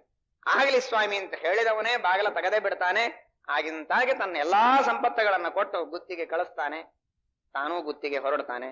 ಇವನು ನವಾಬ ಆ ರಚನಾಪಲ್ಲಿಯ ಖಾಲಿ ಕೋಟೆ ಒಳಗೆ ಅಲ್ಲಿ ಇಲ್ಲಿ ಜೊಂಡಂಗಗಳನ್ನ ನೋಡ್ತಾ ತಾನು ವಾಸವಾಗಿರ್ತಾನೆ. ಹೀಗೆ ಸತ್ಯಬೋಧ ತೀರ್ಥ ಶ್ರೀಪಾದಂಗಳವರು ಹಿಂದೂ ಅಲ್ಲಿ ಹೊರಗಡೆ ಬರೆದಿದ್ದಾರೆ. ನಾಳೆ ಉಪನ್ಯಾಸ ಆಗೋದಿದೆ. ಪಾಕಿಸ್ತಾನ್ ಏನದು, India and Pakistan can live with peace. Satyabodha Tirtha, if Shri Satyabodha Swamiji will grace this Pakistan and India, definitely these both nations will live with peace. ಅವರ ಅನುಗ್ರಹ ಬೇಕು. ಸತ್ಯಬೋಧ ತೀರ್ಥ ಶ್ರೀಪಾದಂಗಳವರ ಅನುಗ್ರಹ ಇದ್ರೆ ಇಂಡಿಯಾ ಪಾಕಿಸ್ತಾನ ಅವಶ್ಯವಾಗಿ ಮತ್ತೆ ಪೀಸಿನಿಂದ ಬದುಕುವಂತಹ ಸಂದರ್ಭ ಇತ್ತು. ಅವರಿದ್ರೆ ಪಾರ್ಟಿಷನ್ ಮಾಡಿಸ್ಕೊಡ್ತಿರ್ಲಿಲ್ಲ. ಆ ಜಿನ್ನ ಕರೆದು ಒಂದಿಷ್ಟು ತಲೆ ಮೇಲೆ ದೂರಿಂದ ಕೈ ಆಡಿಸಿ ಅನುಗ್ರಹ ಮಾಡಿ, ಏನ್ ಮಾಡ್ತೀಯೋ ಆ ನೆಹರೂನ್ ಇಳಿಸಿ ನಿನ್ನೆ ಇಲ್ಲಿ ಕೂಡಿಸ್ತೀನಿ ಅಂತ ಒಂದು 4 ದಿವಸ ಕೂಡಿಸಿ ಆಮೇಲೆ ಅವನ್ನ ಮಲಗಿಸ್ತಿದ್ರು ಶ್ರೀಪಾದಂಗಳವರು. ಹೀಗೆ ಆ ತಿರುಚನಾಪಲ್ಲಿಯಲ್ಲಿ ಬಂದ ರಾಮೇಶ್ವರ ನೋಡ್ರಿ, ಆಶ್ರಮವಾಗಿದೆ, ಮಾನಾಮಧುರೆಯಿಂದ ಹೊರಟಿದ್ದಾರೆ, ವಿಘ್ನಗಳು, ಕೇಸುಗಳು, ಜಗಳಗಳು ಪ್ರಾರಂಭ. ಅಲ್ಲಿಂದ ತಿರುಚನಾಪಲ್ಲಿಯಿಂದ ತ್ರಿಕಾಟಪಲ್ಲಿಗೆ ಬಂದು ಭೀಮಸೇನರಾಯನ ಮಾಡಿದಂತಹ ಅನುಗ್ರಹದಿಂದ ಅವನಿಗೆ ವಿಶೇಷವಾದ ಅನುಗ್ರಹವನ್ನು ಮಾಡಿ ಅಲ್ಲಿಂದ ಕ್ರಮೇಣ ಅನೇಕ ದಕ್ಷಿಣ ದೇಶದಲ್ಲಿರುವ ಪ್ರದೇಶಗಳಿಗೆ ಸಾವಕಾಶವಾಗಿ ಸಂಚಾರ ಮಾಡ್ತಾ ಮಾಡ್ತಾ ಬರ್ತಾರೆ. ಅಲ್ಲಿಂದ ತಂಜಾವೂರಿಗೆ ಬರ್ತಾರೆ. ತಂಜಾವೂರಿನಲ್ಲಿ ದೊಡ್ಡ ಶಿವಾಲಯ ಇದೆ, ಭಾರಿ ದೊಡ್ಡ ಶಿವಾಲಯ, ಬೃಹತ್ ಶಿವಾಲಯ ಅಂತ ಹೆಸರದಕ್ಕೆ. ಭಾರಿ ಎತ್ತರ, ಇಷ್ಟೆತ್ತರದ ಲಿಂಗ ಇದೆ, ದೊಡ್ಡ ಲಿಂಗ. ಆ ಲಿಂಗ ಅಲ್ಲಿರ್ತಕ್ಕಂತಹ ಗೋಪುರದ ವೈಶಿಷ್ಟ್ಯ, ಸ್ಥಪತಿಯ ಕಲೆ ಅಂದ್ರೆ ಅಂತಹ ದೊಡ್ಡ ಗೋಪುರ ಇದೆ, ಉದ್ದ ಗೋಪುರ. ಅಂದ್ರೆ ಪ್ರಧಾನ ದೇವಾಲಯ ಇದೆ. ಈ ತಿರುಪತಿ ಇತ್ಯಾದಿಗಳಲ್ಲಿ ಮಹಾದ್ವಾರಕ್ಕೆ ಗೋಪುರ ಇರುತ್ತದೆ, ಪ್ರಧಾನ ದೇವಸ್ಥಾನದ ಮೇಲೆ ಏನು ಬಹಳ ಇರೋದಿಲ್ಲ. ಇಲ್ಲಿ ಮುಖ್ಯ ದೇವಸ್ಥಾನದ ಮೇಲೆ ಆ ದೊಡ್ಡ ಗೋಪುರ ಇದೆ. ಆ ಗೋಪುರದ ನೆರಳು ಒಂದಿಷ್ಟು ನೆರಳು ಭೂಮಿಯ ಮೇಲೆ ಬೀಳೋದಿಲ್ಲ, ಆ ತರಹ ಕಟ್ಟಿದ್ದಾನೆ. ಎಷ್ಟೇ ಯಾವಾಗ ಉತ್ತರಾಯಣ ಇರ್ಲಿ, ದಕ್ಷಿಣಾಯನ ಇರ್ಲಿ, ಯಾವ ಬೇಕಾದಿರ್ಲಿ, ಮಧ್ಯಾಹ್ನ ಇರ್ಲಿ, ಬೆಳಗ್ಗಿರ್ಲಿ, ಸಾಯಂಕಾಲ ಇರ್ಲಿ, ಅದರ ನೆರಳು ಕೆಳಗೆ ಬೀಳಬಾರ್ದು. ಯಾರು ಪ್ರದಕ್ಷಿಣೆ ಹಾಕೋ ಮುಂದೆ ಆ ನೆರಳು ತುಳಿದಿರಬಾರ್ದು. ದೊಡ್ಡ ಪ್ರಕಾರ ಅದೇನೋ ಬುದ್ಧಿವಂತಿಕೆಯಿಂದ ಕಟ್ಟಿದ್ದಾನೆ. ಆ ನಾವು ಹೋಗಿ ಬಂದಿದ್ದೇವೆ. ಆ ದೇವಸ್ಥಾನದೊಳಗೆ ಇವರು ಅಲ್ಲೇ ಬಿಡಾರ ಮಾಡ್ತಾರೆ. ಅಲ್ಲೇ ನಿತ್ಯದಲ್ಲಿ ರಾಮದೇವರ ಪೂಜಾ, ಅಲ್ಲೇ ಪಾಠ ಪ್ರವಚನ, ಅಲ್ಲೇ ವಾದ ವಿವಾದಗಳು, ವಾಕ್ಯಾರ್ಥಗಳು. ಇವತ್ತು ಶಿವರಾತ್ರಿ. ಆ ಶಿವಾಲಯದೊಳಗೆ ಸತ್ಯಬೋಧ ತೀರ್ಥ ಶ್ರೀಪಾದಂಗಳವರು ಬಹಳ ದಿವಸ ವಾದ ವಿವಾದಗಳನ್ನ ಮಾಡ್ತಾ ಅಲ್ಲಿ ತಂಜಾವೂರು ದೊಡ್ಡ ಸಂಸ್ಥಾನ ಅಲ್ಲಿರ್ತಾರೆ. ಆಗ ಅನೇಕ ಜನ ಶೈವ ಪಂಡಿತರು ತಂಜಾವೂರ ಮಹಾರಾಜನಿಗೆ ದೂರ ಹೇಳ್ತಾರೆ, ಇವರು ವೈಷ್ಣವರು, ಯಾವಾಗಲೂ ಬೇರೆಯವರನ್ನ ಬೈತಾರೆ, ಶೈವರನ್ನ ಖಂಡನ ಮಾಡ್ತಾರೆ, ಇಂತಹ ಶಿವಾಲಯದಲ್ಲಿ ಕುಳಿತು ವಿಷ್ಣು ಸರ್ವೋತ್ತಮತ್ವ ಸ್ಥಾಪನೆಯನ್ನ ಮಾಡ್ತಾರೆ, ಎಲ್ಲರನ್ನ ದೂಷಣೆ ಮಾಡೋದೇ ಇವರ ಕೆಲಸ, ಇವ್ರನ್ನ ಹೊರಗೆ ಹಾಕು, ಇವ್ರನ್ನ ನಾವೆಲ್ಲ ಸೋಲಿಸ್ತೇವೆ, ಹಾಗೆ ಹೀಗೆ ಅಂತ ಹೇಳ್ತಾರೆ. ಆಗ ರಾಜನಿಗೆ ಕೆಟ್ಟ ಅನಿಸ್ತದೆ. ಓ, ಇಷ್ಟೆಲ್ಲ ನಮ್ಮ ಪಂಡಿತರಿಗೆ, ನಮ್ಮ ಊರಿನ ಪಂಡಿತರಿಗೆ ಇವರು ಬೈತಾರಂತೆ ಸುಮ್ಮನೆ ಹಾಗೆ ಅಂತ ಹೇಳಿ ಮಂತ್ರಿಗಳನ್ನೆಲ್ಲ ಕರೆಸಿ ವಿಚಾರ ಮಾಡಿದಾಗ ಮಂತ್ರಿಗಳು ಸತ್ಯಬೋಧರ ಹತ್ರ ಬಂದು ಈ ವಿಷಯವನ್ನ ಪ್ರಸ್ತಾಪ ಮಾಡ್ತಾರೆ. ಅವರು ಸತ್ಯಧ್ಯಾನರು ಯಾವ ಮಾತನ್ನು ಹೇಳ್ತಾ ಇದ್ರು ಅದನ್ನೇ ಹೇಳ್ತಾರೆ. ಯಾವ ವ್ಯಕ್ತಿಯನ್ನು ನಾವು ದೂಷಣೆ ಮಾಡುವುದಿಲ್ಲ, ಅವನ ಕುಂಟ, ಕುರುಡ, ಕುಡ್ಡ, ಯಬಡ, ಮದಡ ಏನು ನಾವು ಯಾರಿಗೂ ಅನ್ನೋದಿಲ್ಲ. ಅಷ್ಟೇ ಅಲ್ಲದೆ ಅವರಿಗೆ ಸಂಭಾವನೆ, ಶಾಲು, ದಕ್ಷಿಣೆ ಕೊಟ್ಟು ನಾವು ಸನ್ಮಾನ ಮಾಡ್ತೇವೆ.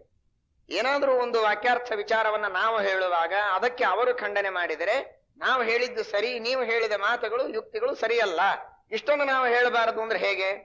ಇದಕ್ಕೂ ಹೆಚ್ಚಿಗೆ ನಾವೇನು ಮಾಡೋದಿಲ್ಲ, ಬೇಕಂದ್ರೆ ಪರೀಕ್ಷೆ ಮಾಡಬಹುದು ಅಂತ ಹೇಳಿದಾಗ ಆ ಮಂತ್ರಿಗಳಿಗೆ, ರಾಜನಿಗೆ ಕನ್ವಿನ್ಸ್ ಆಗ್ತದೆ. ಆ ಪ್ರಕಾರ ಆ ಎಲ್ಲ ಪಂಡಿತರನ್ನ ಅವರನ್ನೇ ಬೈದು ಅವರೆಲ್ಲರನ್ನೂ ಸತ್ಯಬೋಧರ ಹತ್ರ ಕರೆದುಕೊಂಡು ಬರ್ತಾರೆ. ಸತ್ಯಬೋಧರು ಶಾಂತ ಮನಸ್ಕರಾಗಿ ಒಬ್ಬರಿಗೂ ಒಂದು ಶಬ್ದವನ್ನಾಡದೆ ವಾಕ್ಯಾರ್ಥ ಮಾಡಿ ಅವರೆಲ್ಲರನ್ನ ಸೋಲಿಸಿ ಅವರಿಗೆ ಸಮೃದ್ಧವಾದ ಸಂಭಾವನೆಯನ್ನ ಶಾಲೆಗಳನ್ನ ಕೊಟ್ಟು ಎಲ್ಲ ಮತಸ್ಥರಿಗೂ ಗೌರವ ಮಾಡ್ತಾರೆ, ಸತ್ಕಾರ ಮಾಡ್ತಾರೆ. ಆಗ ರಾಜನಿಗೂ ಬಹಳ ಸಂತೋಷ ಆಗ್ತದೆ, ಅವರೆಲ್ಲರಿಗೂ ಅವಮಾನ ಆಗ್ತದೆ. ಮಾಡಿದ್ದೆ ಇವರ ಮಾನ ಆದ್ರೂ ಅವರಿಗೆ ಅವಮಾನ. ರಾಜನಿಗೆ ಸುಳ್ಳು ಚಾಡಿ ಹೇಳಿರ್ತಾರೆ, ಇವರು ನಮಗೆಲ್ಲ ಬೈತಾರೆ ಅಂತ. ಇವರೆಲ್ಲ ಸತ್ಕಾರ ಮಾಡಿದ್ದು ನೋಡಿ ಅವರಿಗೆ ತಾವು ಮುಖ ಎತ್ತೋ ಹಾಗಾಗೋದಿಲ್ಲ. ಸತ್ಯಬೋಧರಿಗೆ ಕ್ಷಮಾ ಕೇಳಿಕೊಂಡು ತಮ್ಮ ತಮ್ಮ ಹಾದಿಯನ್ನು ಹಿಡಿತಾರೆ. ಆಮೇಲೆ ಇವರು ಹೀಗೆ ಸಂಚಾರ ಮಾಡ್ತಾ ಮಾಡ್ತಾ ಇನ್ನನೇಕ ಪ್ರದೇಶಗಳಿಗೆ ಹೋಗ್ತಾರೆ. ಮತ್ತೊಂದಾವರ್ತಿ ತಂಜಾವೂರ ಕ್ಷೇತ್ರಕ್ಕೆ ಬಂದಿರ್ತಾರೆ. ಆ ತಂಜಾವೂರ ಕ್ಷೇತ್ರಕ್ಕೆ ಬಂದ ಸಂದರ್ಭದೊಳಗೆ ಅಷ್ಟರೊಳಗೆ ಒಬ್ಬ ಅಲ್ಲಿ ರಾಜಗುರು ಸೇರ್ಕೊಂಡಿರ್ತಾನೆ. ಇವತ್ತೆಲ್ಲ ಆಗ್ತದೆ ನೋಡ್ರಿ, ಏನೋ ಮಾಯಾ ಮಂತ್ರ ಬೂದಿ ಇವುಗಳನ್ನ ಕೊಟ್ಟು ಬಿಟ್ರೆ ಆ ದೊಡ್ಡ ದೊಡ್ಡ ಅಧಿಕಾರದೊಳಗೆ ಇದ್ದವರಿಗೆ ಹುಚ್ಚು. ಈ ಭಾರಿ ಭಾರಿ ಪ್ರೈಮ್ ಮಿನಿಸ್ಟರ್, ಚೀಫ್ ಮಿನಿಸ್ಟರ್ಗಳು ರಾತ್ರಿ 12ರ ಮೇಲೆ ಅಂತ ಬೂದಿ ಬಾಬಾಗಳ ಹತ್ರ ಓಡಿ ಹೋಗ್ತದೆ, ಕರಿ ಕಾರೊಳಗೆ ಯಾರಿಗೂ ಕಾಣಿಸದೇ ಇದ್ದಾಗೆ ಹೋಗಿ ಅವ್ರ ತಲೆ ಮೇಲೆ ಕಾಲು ಒದಿಸ್ಕೊಂಡು ಮೈ ಮೇಲೆ ಒದಿಸ್ಕೊಂಡು ಬೂದಿ ಬಡ್ಕೊಂಡು ಬರ್ತಾವೆ. ನಾವು ಭಾರಿ ಧರ್ಮ ನಿರಪೇಕ್ಷವಾದದ್ದು, ನಾವು ಎಲ್ಲ ಯಾವ ವಿಧ ಭಾರಿ ರ್ಯಾಷನಲಿಸ್ಟ್ ಅಂತ ಮಂದಿ ಎದುರಿಗೆ ತೋರಿಸ್ಕೊಳ್ತಾರೆ. ಆ ತರಹ ತಂಜಾವೂರು ಮಹಾರಾಜನಿಗೆ ಒಂದು ದುರ್ದೈವ. ಸೇತು ಗೋಸಾವಿ ಅಂತ ಒಬ್ಬ ಮನುಷ್ಯ. ಆ ಸೇತು ಗೋಸಾವಿ ಅಂತನ್ನುವಂತ ವ್ಯಕ್ತಿ ಅವನಲ್ಲಿ ಬಂದು ಸೇರ್ಕೊಂಡಿರ್ತಾನೆ. ಅವನು ಸ್ವತಃ ಹಾಗೆ ಮೂಲತಃ ಅವನು ಇದೇ ಸಂಪ್ರದಾಯದವನೇ, ಶೈವ ಆಗಿರ್ತಾನೆ. ಆ ರಾಜನ ತಲೆಯಲ್ಲಿ ಅವನೇನೋ ಮಂತ್ರ ಮಾಯಾ ಮಾಡಿ ನಾನು ಭಾರೀ ದೊಡ್ಡ ಅಸಾಧಾರಣ ವಿದ್ವಾಂಸ, ನನಗೆ ಸಮಾನರೇ ಪ್ರಪಂಚದಲ್ಲಿ ಇಲ್ಲ ಅಂತ ಆ ರಾಜನ ಮನಸ್ಸಿನಲ್ಲಿ ಪ್ರತಿಬಿಂಬಿಸಿ ಸತ್ಯಬೋಧ ತೀರ್ಥ ಶ್ರೀಪಾದಂಗಳವರಿಗೆ ಹೇಗಾದರೂ ಮಾಡಿ ಅಗೌರವ ಮಾಡಬೇಕು. ಇವರ ಬಗ್ಗೆ ಈ ರಾಜನಿಗೆ ಬಹಳ ಆದರ ಹುಟ್ಟುಬಿಟ್ಟಿದೆ. ಈಗ ಎಲ್ಲ ಪಂಡಿತರನ್ನು ಸೋಲಿಸಿ ವಿದ್ವಾಂಸರು ಭಾರಿ ಮೇಧಾವಿಗಳು ಅಂತ ಪ್ರಸಿದ್ಧರಾಗಿದ್ದಾರೆ. ಇವರನ್ನು ಹೇಗಾದ್ರೂ ಮಾಡಿ ಸೋಲಿಸ್ಬೇಕು ಅಂತ ಸೇತು ಗೋಸಾವಿ ವಿಚಾರ. ಅವ್ರನ್ನ ಸೋಲಿಸ್ತೇನೆ, ವಾಕ್ಯಾರ್ಥ ಮಾಡ್ತೇನೆ, ಕರಿ ಅಂದ್ರೆ ಇವನೇನು ಕರೆಯೋದಿಲ್ಲ. ಅವ್ರ ಜೊತೆಗೆ ನೀನೇನು ವಾಕ್ಯಾರ್ಥ ಮಾಡ್ತೀನಿ ಬೈದು ಬಿಡ್ತಾನೆ. ಅದಕ್ಕೆ ಅವರಿಗೆ ಭಾರಿ ಆದರ ಮಾಡೋಣ, ಭಾರಿ ಉಪಚಾರ ಮಾಡೋಣ, ಭಾರಿ ವೈಭವದಿಂದ ಅವರಿಗೆ ಮೆರವಣಿಗೆ ಮಾಡಿಸಿ ಮರ್ಯಾದೆ ಮಾಡೋಣ. ಬಹಳ ದಿವಸ ಆಯ್ತು ಊರಿಗೆ ಬಂದಿಲ್ಲ, ಕರೆಸ್ರಿ ಅಂತ ರಾಜನಿಗೆ ಹೇಳ್ತಾನೆ. ಅವನು ಪಾಪ ಸಂತೋಷ ಆಗ್ತದೆ, ಅವನಿಗೇನು ಇವನ ಕುತಂತ್ರ ಗೊತ್ತಿರೋದಿಲ್ಲ, ಕರೆಸ್ತಾನೆ. ಇವನದೇನು ವಿಚಾರ ಇರುತ್ತದೆ ಅಂದ್ರೆ ಸೇತು ಗೋಸಾವಿ ಈ ಮಠದ ಸಂಪ್ರದಾಯ ಅವನಿಗೆ ಗೊತ್ತಿರುತ್ತದೆ. ಗೃಹಸ್ಥರು ಪ್ರತಿಷ್ಠಾ ಮಾಡಿದ ಪ್ರತಿಮೆಗಳಿಗೆ ಇವರು ನಮಸ್ಕಾರ ಮಾಡುವುದಿಲ್ಲ, ಮತ್ತೆ ಬೇರೆ ಜನರ ಜೊತೆ ಇವರು ಪಂಕ್ತಿಯಲ್ಲಿ ಕೂಡೋದಿಲ್ಲ, ನಮಗಿಂತಲೂ ಎತ್ತರದ ಆಸನದ ಮೇಲೆ ಇನ್ನೊಬ್ಬರಿಗೆ ಕೂಡಿಸ್ಲಿಕ್ಕೆ ಒಪ್ಪೋದಿಲ್ಲ. ಈ ಮೂರು ಈ ಮಠದ ಪ್ರತಿಷ್ಠೆಗಳು ಅಂತ ಅವನಿಗೆ ಗೊತ್ತು. ಇದನ್ನು ಮೂರನ್ನು ಮುರಿಸ್ಬೇಕು ಅಂತ. ಹೇಗೆ ಮುರಿಸ್ಬೇಕು ಅಂದ್ರೆ ತಾನು ತನ್ನ ಮನೆಯಲ್ಲಿ ಒಂದು ರಾಮದೇವರ ವಿಗ್ರಹಗಳನ್ನ, ಕಲ್ಲಿನ ಮೂರ್ತಿಗಳನ್ನು ಪ್ರತಿಷ್ಠಾಪನೆ ಮಾಡಿರ್ತಾನೆ. ಆ ಮೂರ್ತಿಗಳನ್ನ ಪ್ರತಿಷ್ಠಾಪನೆ ಮಾಡಿ ತಾನು ರಾಜಗುರು ಅಂತ ಆಗಿಬಿಟ್ಟಿರ್ತಾನೆ. ಆಗ ಹೀಗಾಗಿ ಆ ರಾಜಗುರು ಇವನ ಮನಸ್ಸು ಒಲಿಸದೇ ಇದ್ರೆ ರಾಜ, ತಂಜಾವೂರು ರಾಜ, ಇಡೀ ಕಂಬಕೋಣ ತಂಜಾವೂರ ಸುತ್ತಮುತ್ತಲಿನ ಎಲ್ಲ ಪ್ರಾಂತಗಳು ಅವನ ಅಧೀನ, ಉಳಿದವರೆಲ್ಲ ಸಾಮಂತರಾಜರು, ಇವನೇ ಮುಖ್ಯ ಇರ್ತಾನೆ. ಇವನ ಕೈಯಲ್ಲಿ ಅನೇಕ ಊರುಗಳಿರುತ್ತದೆ. ಹೀಗಾಗಿ ಆ ಯಾವುದೇ ಊರುಗಳಲ್ಲಿ ಒಂದು ಕಾಸು ಹುಟ್ಟಬೇಕಾದ್ರೆ, ಹಣ ಹುಟ್ಟಬೇಕಾದ್ರೆ, ಅಲ್ಲಿ ಸಂಚಾರ ಮಾಡಬೇಕಾದ್ರೆ ಈ ರಾಜನ ಪ್ರೀತಿ ಬೇಕು. ಈ ರಾಜನ ಪ್ರೀತಿ ಗಳಿಸ್ಬೇಕಾದ್ರೆ ಈ ರಾಜಗುರುವಿನ ಮನಸ್ಸು ಒಲಿಸ್ಬೇಕು. ಇವ ಏನ್ ಹೇಳ್ತಾನೋ ಅದನ್ನ ರಾಜ ಕೇಳ್ತಿರ್ತಾನೆ. ಹೀಗಾಗಿ ಇಲ್ಲಿ ಬಂದ ಮೇಲೆ ನಾನು ಹೇಳಿದ್ದೆಲ್ಲ ಅವ್ರು ಕೇಳಲೇಬೇಕು. ಬಂದ ತಕ್ಷಣ ನನ್ನ ಮನೆಯಲ್ಲೇನೆ ಅವ್ರಿಗೆ ಇಳಿಸಿಬಿಡೋದು. ನನ್ನ ಮನೆಯಲ್ಲಿ ಇಳಿಸಿದ್ರೆ ಮೊದಲನೇದಾಗಿ ನಾನು ಭಿಕ್ಷೆಯನ್ನು ಮಾಡಿಸ್ತೇನೆ. ಅವರು ಊಟಕ್ಕೆ ಕೂತ ಮೇಲೆ ಅವರ ಪಕ್ಕದಲ್ಲೇನೆ ನಾನು ಕೂಡ್ತೇನೆ. ಕೂತ ಮೇಲೆ ಹೇಗೆ ಹೇಳ್ತಾರೆ, ನನ್ನ ಪಂಕ್ತಿ ಅವರಿಗೆ ಸಿಕ್ಕಾಗಾಯ್ತು ಅನಿವಾರ್ಯವಾಗಿ. ಅವರು ಕೂತಾಗ ನಾನು ಸಭೆ ನಡೆಸ್ತಾ ಇರುವಾಗ ಎತ್ತರದ ಬೆಳ್ಳಿ ಪೀಠ ಹಾಕಿಕೊಂಡು ನಾ ಕೂಡ್ತೇನೆ. ನನ್ನನ್ನು ಇಳಿ ಅಂದ್ರೆ ರಾಜಗುರು ಇಳಿ ಅಂತನೋ ಹಾಗಿಲ್ಲ, ಅನಿವಾರ್ಯವಾಗಿ ಕೂಡ್ತಾರೆ. ಅವರಿಗೆ ಅವಮಾನ ಆಗ್ತದೆ. ಜೊತೆಗೆ ನಮ್ಮ ಎಲ್ಲ ಊರಿನ ಪಂಡಿತರನ್ನ ಕರೆಸಿ ವಾಕ್ಯಾರ್ಥ ವಿವಾದವನ್ನು ಏಕಕಾಲಕ್ಕೆ, ಒಬ್ರು ವ್ಯಾಕರಣ, ಒಬ್ರು ಮೀಮಾಂಸಾ, ಒಬ್ರು ತರ್ಕ, ಒಬ್ರು ವೇದಾಂತ, ಒಬ್ಬೊಬ್ರು ಒಂದೊಂದು ಪ್ರಶ್ನೆಯನ್ನ ಕೌಕವು ಅಂತ ಮಾಡಿ ಜೋರಾಗಿ ಗದ್ಲ ಹಾಕಿ ನಾವೇ ಜಯ ಜಯಕಾರ ಹಾಕಿಸಿಬಿಟ್ರೆ ಅವರು ಸೋತರು ಅಂತ ಮಂದೆಲ್ಲ ತಿಳ್ಕೊತಾರೆ. ಹೀಗ್ ಮಾಡೋಣ ಅಂತ ಇಷ್ಟೆಲ್ಲ ಅವನ ವಿಚಾರ ಇರುತ್ತೆ. ಸತ್ಯಬೋಧರಿಗೆ ಅನೇಕ ಜನ ಹೇಳ್ತಾರೆ, ಹೀಗೆಲ್ಲ ಅವ ಮಹಾ ದುಷ್ಟ ಇದ್ದಾನೆ, ಊರಿಗೆ ಹೋಗೋದು ಬೇಡ ಅಂತ. ಸತ್ಯಬೋಧರಂತಾರೆ, ಇದೊಂದು ಸಂದರ್ಭ, ದ್ವೈತ ಸಿದ್ಧಾಂತದ ಪ್ರತಿಷ್ಠಾಪನೆ ಮಾಡ್ಲಿಕ್ಕೆ ಇದೊಂದು ಸದವಕಾಶ, ಯಾಕೆ ಬಿಡಬೇಕು ಅಂತ ಹೇಳಿ ನಡ್ರಿ ಹೋಗೋಣ, ಏನಾದದ್ದಾಗ್ತದೆ, ದೇವರಿದ್ದಾನೆ ಅಂತ ಹೊರಡ್ತಾನೆ. ಬರ್ತದೆ. ಮೆರವಣಿಗೆ ಪ್ರಾರಂಭ ಆಯ್ತು. ಮೆರವಣಿಗೆ ಮಾಡ್ತೀವಿ ಅಂತ ಕರೆದಿರ್ತಾನಲ್ಲ, ಆನೆಯ ಮೇಲೆ ಮೆರವಣಿಗೆ, ವೈಭವ ಎಲ್ಲ ಪ್ರಾರಂಭ ಆಯ್ತು. ಮೆರವಣಿಗೆ ನಡೆಯೋ ಹೊತ್ತಿಗೇನೆ ಸತ್ಯಬೋಧರ ಕಿವಿಯಲ್ಲಿ ಹೋಗಿ ಗೋಸಾವಿ ಹೇಳ್ತಾನೆ, ಮಹಾನುಭಾವರು ತಾವು ಮೊದಲಿಗೆ ರಾಜಗುರುಗಳಾದದ್ದರಿಂದ ನಮ್ಮ ಮನೆಗೆ ನೀವು ಬರಬೇಕು, ಆಮೇಲೆ ಉಳಿದವ್ರ ಮನೆಗೆ ನಿಮ್ ಭಿಕ್ಷೆ ಎಲ್ಲ ಆಗಬೇಕು, ಹಾಗೆ ಅಂತ ಪ್ರಾರ್ಥನೆ ಮಾಡಿ ಸತ್ಯಬೋಧರು ಮೊದಲನೇ ಅವನ ಇಚ್ಛೆಯನ್ನೇ ಕಟ್ ಮಾಡ್ತಾರೆ. ಸಾಧ್ಯ ಇಲ್ಲ, ನಾವು ಊರಿಗೆ ದೊಡ್ಡದಾದದ್ದು ಶಿವಾಲಯ, ರಾಮ ಭಕ್ತರು ಶಿವದೇವರು ಮುಖ್ಯ. ರಾಮ ರಾಮೇತಿ ರಾಮೇತಿ ರಮೇ ರಾಮೇ ಮನೋರಮೇ ಇತ್ಯುಮಾಯಿ ಶಂಕರೋಕ್ತಂ ಅಂತ ಹೇಳಿದ ಹಾಗೆ ಉಮಾದೇವಿಗೆ ರುದ್ರದೇವರು ಹೇಳಿಕೊಟ್ಟಿದ್ದಾರೆ, ರಾಮ ರಾಮ ರಾಮ ಅಂತ ಸದಾ ಜಪ ಮಾಡು ಅಂತ. ಯಾವಾಗಲೂ ಗಂಡ ಹೆಂಡತಿ ಕೂಡಿ ರಾಮ ರಾಮ ರಾಮ ರಾಮ ಅಂತ ಜಪ ಮಾಡ್ತಿರ್ತಾರೆ. ಅಂತಹ ರುದ್ರದೇವರ ಮನೆಯನ್ನು ಬಿಟ್ಟು ನಿನ್ನ ಮನೆಗೆ ನಾ ಯಾಕೆ ಬರ್ಲೆ, ಹೋಗು ಮುಟ್ಟಾಳ, ಬರೋದಿಲ್ಲ ಹೋಗು ಅಂತ ಹೇಳ್ತಾರೆ. ಇವನಿಗೆ ಎದರ ಅಂತೂ ವಿರೋಧ ಮಾಡೋ ಹಾಗಿಲ್ಲಲ್ಲ, ಸಂಸ್ಥಾನ ಮರ್ಯಾದೆ. ಮನೆಗೆ ಬಂದ ಮೇಲೆ ಇವೆಲ್ಲ ಮಾಡ್ಬೇಕು ಅಂತ ಅನ್ಕೊಂಡಿದ್ದ, ನಿನ್ ಮನೆಗೆ ಬರೋದಿಲ್ಲ ಅಂತ ಹೇಳಿದ ಮೇಲೆ ಅವನು ಒಂದೇ ಇಚ್ಛಾ ಕುಂಠಿತ ಆಯ್ತು. ಮನೆಗೆ ಕರೆದು ಅವ್ರ ಜೋಡಿ ಊಟಕ್ಕೆ ಕೊಡ್ಬೇಕು ಅಂತ ಮಾಡಿದ್ದ, ಅದು ಕಟ್ಟಾಯ್ತು. ಸರಿ ಸುಮ್ಮನಾದ. ಇವ್ರು ಯಥಾ ಪ್ರಕಾರ ಶಿವಾಲಯದಲ್ಲಿ ಕುಳಿತರು. ಮತ್ತೆ ಇವರಿಗೆ ಮರ್ಯಾದೆಗಳೇ ಶುರುವಾಯಿತು. ಈ ಅವಮಾನ ಮಾಡಬೇಕು ಅಂತ ಕರೆಸಿದ್ದ, ಮತ್ತೆ ಪಾಠ ಪ್ರವಚನ ವಾದ್ಯ ವೈಭವ, ಸಾವಿರಾರು ಜನರು ಬರೋದು, ನಮಸ್ಕಾರ ಮಾಡೋದು ಎಲ್ಲ ಯಥಾ ಪ್ರಕಾರ ಪ್ರಾರಂಭವಾಯಿತು. ಅವನಿಗೆ ಸಂಕಟ ಶುರುವಾಯಿತು, ಏನ್ ಮಾಡಬೇಕು ಅಂತ ಗೊತ್ತಾಗಲಿಲ್ಲ. ಆಗ ರಾಜನಿಗೆ ಹೇಳಿದ, ಇನ್ನು ಒಳಗೆ ಮುಚ್ಚಿಟ್ಟು ಉಪಯೋಗ ಇಲ್ಲ ಅಂತ ಬಿಚ್ಚಿ ಹೇಳಿದ, ನೋಡ್ರಿ ಹೀಗೆ ಇವರಿದ್ದಾರೆ, ಇವರು ವೈಷ್ಣವರು, ಇವರು ಪೂರ್ಣ ದಡ್ಡರು, ಏನೇನೇನೇನೇನೇನೂ ಬರೋದಿಲ್ಲ. ಸುಮ್ಮನೆ ಏನೋ ರಾಮದೇವ್ರ ಪೂಜಾ ಮಾಡ್ತಾರೆ ಅಂತ ಇಷ್ಟೆಲ್ಲ ಜನ ಹೋಗಿ ಕಾಲಿಗೆ ಬಿದ್ದು ನಮಸ್ಕಾರ ಮಾಡ್ತಾರೆ. ದೈವವಶಾತ್ ಅವರಿಗೆ ಪೀಠ ಸಿಕ್ಕಿದೆಯೇ ಹೊರತು ನಿಜವಾಗಿ ಅವರಿಗೆ ಪೀಠದ ಮೇಲೆ ಕೊಡೋ ಯೋಗ್ಯತೆ ಇಲ್ಲ. ಅವರಿಗೆ ನೀವು ಹೀಗೆ ಆದರ ಉಪಚಾರಗಳನ್ನ ನೀವು ಮಾಡಬಾರ್ದು. ಯಾರು ಮಾಡ್ತಾರೆ, ನಡೀತದೆ. ನಿಮ್ಮಂತಹ ರಾಜರು ಮಹಾಪ್ರಭುಗಳು ನೀವು ಹೋಗಿ ಅವರ ಮುಂದೆ ಡೊಗ್ಗೋದು ಅಂತಂದ್ರೆ ಇದು ಸರಿಯಲ್ಲ, ನೀವು ಮಾತ್ರ ಹೀಗೆ ಮಾಡತಕ್ಕದ್ದಲ್ಲ ಅಂತ ರಾಜನ ಕಿವಿಯಲ್ಲಿ ಚುಚ್ಚ. ರಾಜರು ಅಂದ್ರೆ ಅವರ ಹಾಗೆ, ಅವರು ಯಾವಾಗಲೂ ರಾಜಾನಶ್ಚಾರ ಚಕ್ಷುಷಃ, ಯಾರೇನ್ ಹೇಳ್ತಾರೋ ಅದನ್ನ ಕೇಳೋದು. ಓ ಈಗ ನಾನು ಅವರೇ ಬಹಳ ದೊಡ್ಡ ಪಂಡಿತರು ಅಂತ ತಿಳ್ಕೊಂಡಿದ್ನಲ್ಲ ಅಂತ. ಬೇಕು ಅಂದ್ರೆ ನಾನು ಬೇಕಾದಷ್ಟು ಪಂಡಿತರುಗಳನ್ನೆಲ್ಲ ಕರೆಸಿ ಸಭೆ ಮಾಡಿಸಿ ಮತ್ತೆ ಪರೀಕ್ಷೆ ಮಾಡಿಸಿ ನೋಡೋಣ, ಅದಕ್ಕೊಂದು ಉಪಾಯ ಮಾಡೋಣ. ನಮ್ಮ ಮನೆಯಲ್ಲಿ ಪೂಜೆ ಆಗಲಿ ಭಿಕ್ಷೆ ಆಗಲಿ, ಆ ಸಂದರ್ಭದೊಳಗೆ ಮತ್ತೆ ಪಂಡಿತರ ವಾಕ್ಯಾರ್ಥನೂ ಆಗ್ತದೆ, ಪೂಜನೆಯೂ ಆಗ್ತದೆ, ಹಾಗೆ ಹೀಗೆ ಅಂತ ಮತ್ತೆ ತನ್ನ ಸಂಚನ್ನ ತಾನು ಸಾಧಿಸಲಿಕ್ಕೆ ಅವನು ಪ್ರಯತ್ನ ಮಾಡ್ತಾನೆ. ನೋಡಿ ಇವೆಲ್ಲ ಕಥೆಗಳು ಹೇಗಿದೆ, ಎಷ್ಟು ನೀಚರು ಎಷ್ಟು ದುಷ್ಟರು ಹೇಗೆ ಪ್ರಯತ್ನ ಮಾಡಿದ್ರು ಅಂತ. ಅವರ ದುಷ್ಟ ವಿಚಾರಗಳನ್ನ ಒಂದು ಕಡೆಗೆ ಕೇಳಿದರೆ, ದೇವರು ಅಂತಹ ಎಲ್ಲ ದುಷ್ಟ ಶಕ್ತಿಗಳಿದ್ದರೂ ಕೂಡ ಅವರು ಎಷ್ಟೆಷ್ಟು ಕೆಟ್ಟ ವಿಚಾರ ಮಾಡ್ತಾರೋ ಅದಕ್ಕೆ 10ರಷ್ಟು ಪರಮಾತ್ಮ ತಾನು ಹಿಂದೆ ನಿಂತು ಸಜ್ಜನರನ್ನ ರಕ್ಷಣೆ ಮಾಡಿದ್ದಾನೆ ಅಂತ ಅನ್ನೋದು ಎರಡೂ ನಮಗೆ ಇದ್ರೊಳಗೆ ಗೊತ್ತಾಗ್ತದೆ. ಧಿಯೋ ಯೋನ ಪ್ರಚೋದಯ.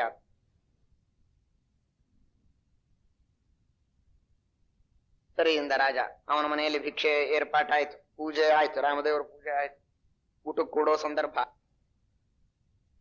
ದೊಡ್ಡ ಒಂದು ಬೆಳ್ಳಿ ಪೀಠ ತನ್ನ ಒಂದು 3-4 ಜನ ಶಿಷ್ಯರಿಗೆ ಹೇಳಿ ಅದರ ಮೇಲೆ ಒಂದು ಬಟ್ಟಿ ಮುಚ್ಚಿಸಿ ಅವ್ರಿಗೆ ರೆಡಿ ಇಡಿಸಿದ್ದ. ಇವ್ರು ಊಟಕ್ಕೆ ಕೂತ್ಕೊಳ್ಳಿ ಅದನ್ನ ತಂದಿಟ್ಟು ನಾ ಅದರ ಮೇಲೆ ಕೂಡ್ಬೇಕು ಅಂತ ಸತ್ಯಬೋಧರಿಗೆ ಕಾಣಿಸ್ತದ.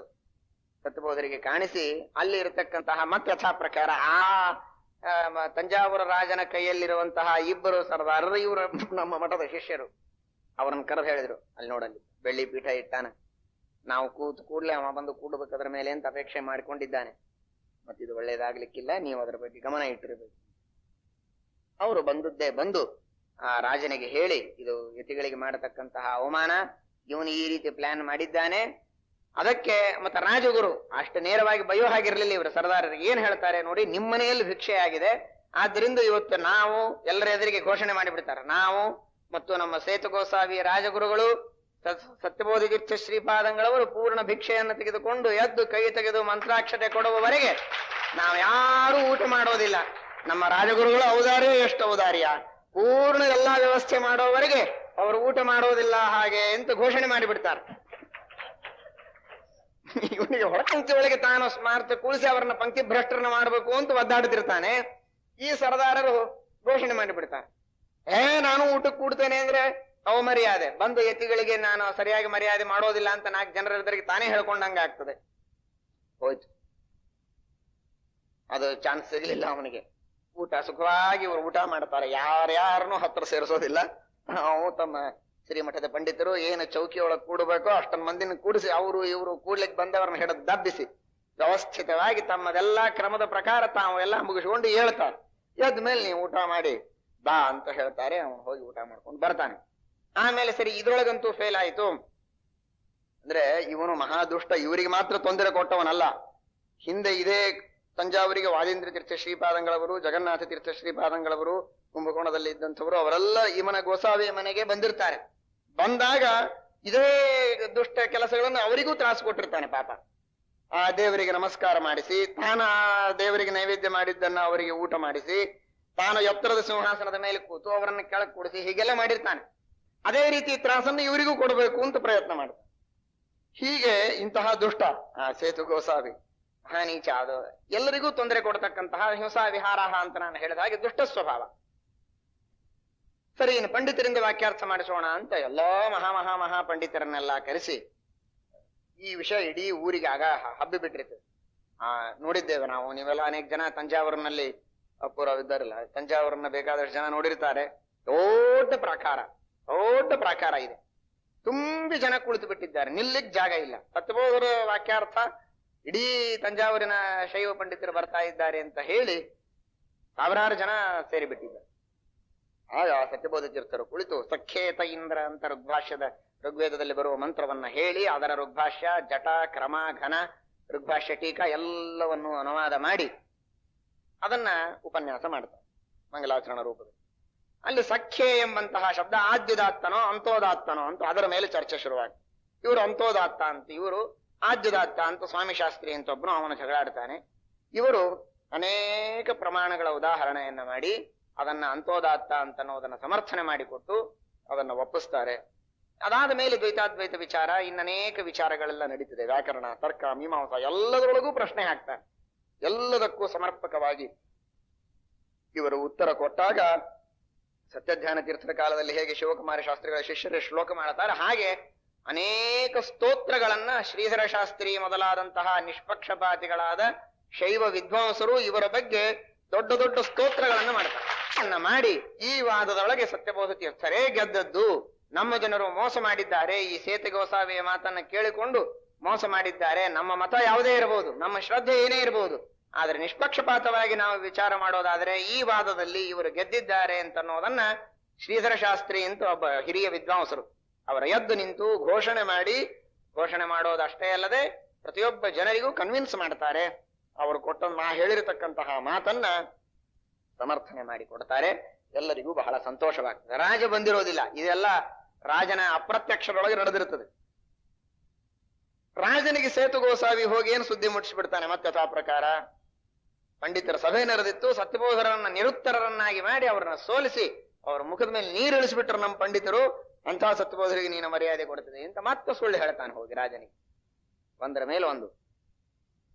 ಆ ರಾಜ ಅದನ್ನ ಸತ್ಯ ಅಂತ ತಿಳಿದುಕೊಂಡಿರ್ತಾನೆ. ಆದರೆ ಶ್ರೀಧರ ಶಾಸ್ತ್ರಿಗಳು ಹೋಗಿ ನಾವು ಎದ್ದು ನಿಂತು ಹೇಳ್ತಾರೆ, ನನ್ನ ಮತದವರು ಅಂತ ನಾನು ಹೇಳೋದಿಲ್ಲ, ಅವರು ಪರಮತೀಯರಾಗಿದ್ದರೂ ಕೂಡ ಪ್ರಾಮಾಣಿಕವಾಗಿ ಅವರ ವಾಕ್ಯಾರ್ಥ ಮಾಡಿದ್ದಾರೆ. ಮಹಾ ತಪಸ್ವಿಗಳು, ಮಹಾಜ್ಞಾನಿಗಳು. ಈ ಗೋಸಾವಿಯ ಮಾತನ್ನ ಕೇಳಿ ನೀನೇನಾದರೂ ಅವರಿಗೆ ಅವಮಾನ ಮಾಡಿದೆ ಅಂದ್ರೆ ನಿನಗಲ್ಲ, ನಮಗಲ್ಲ, ದೇಶಕ್ಕೆ ಒಳ್ಳೇದಾಗೋದಿಲ್ಲ.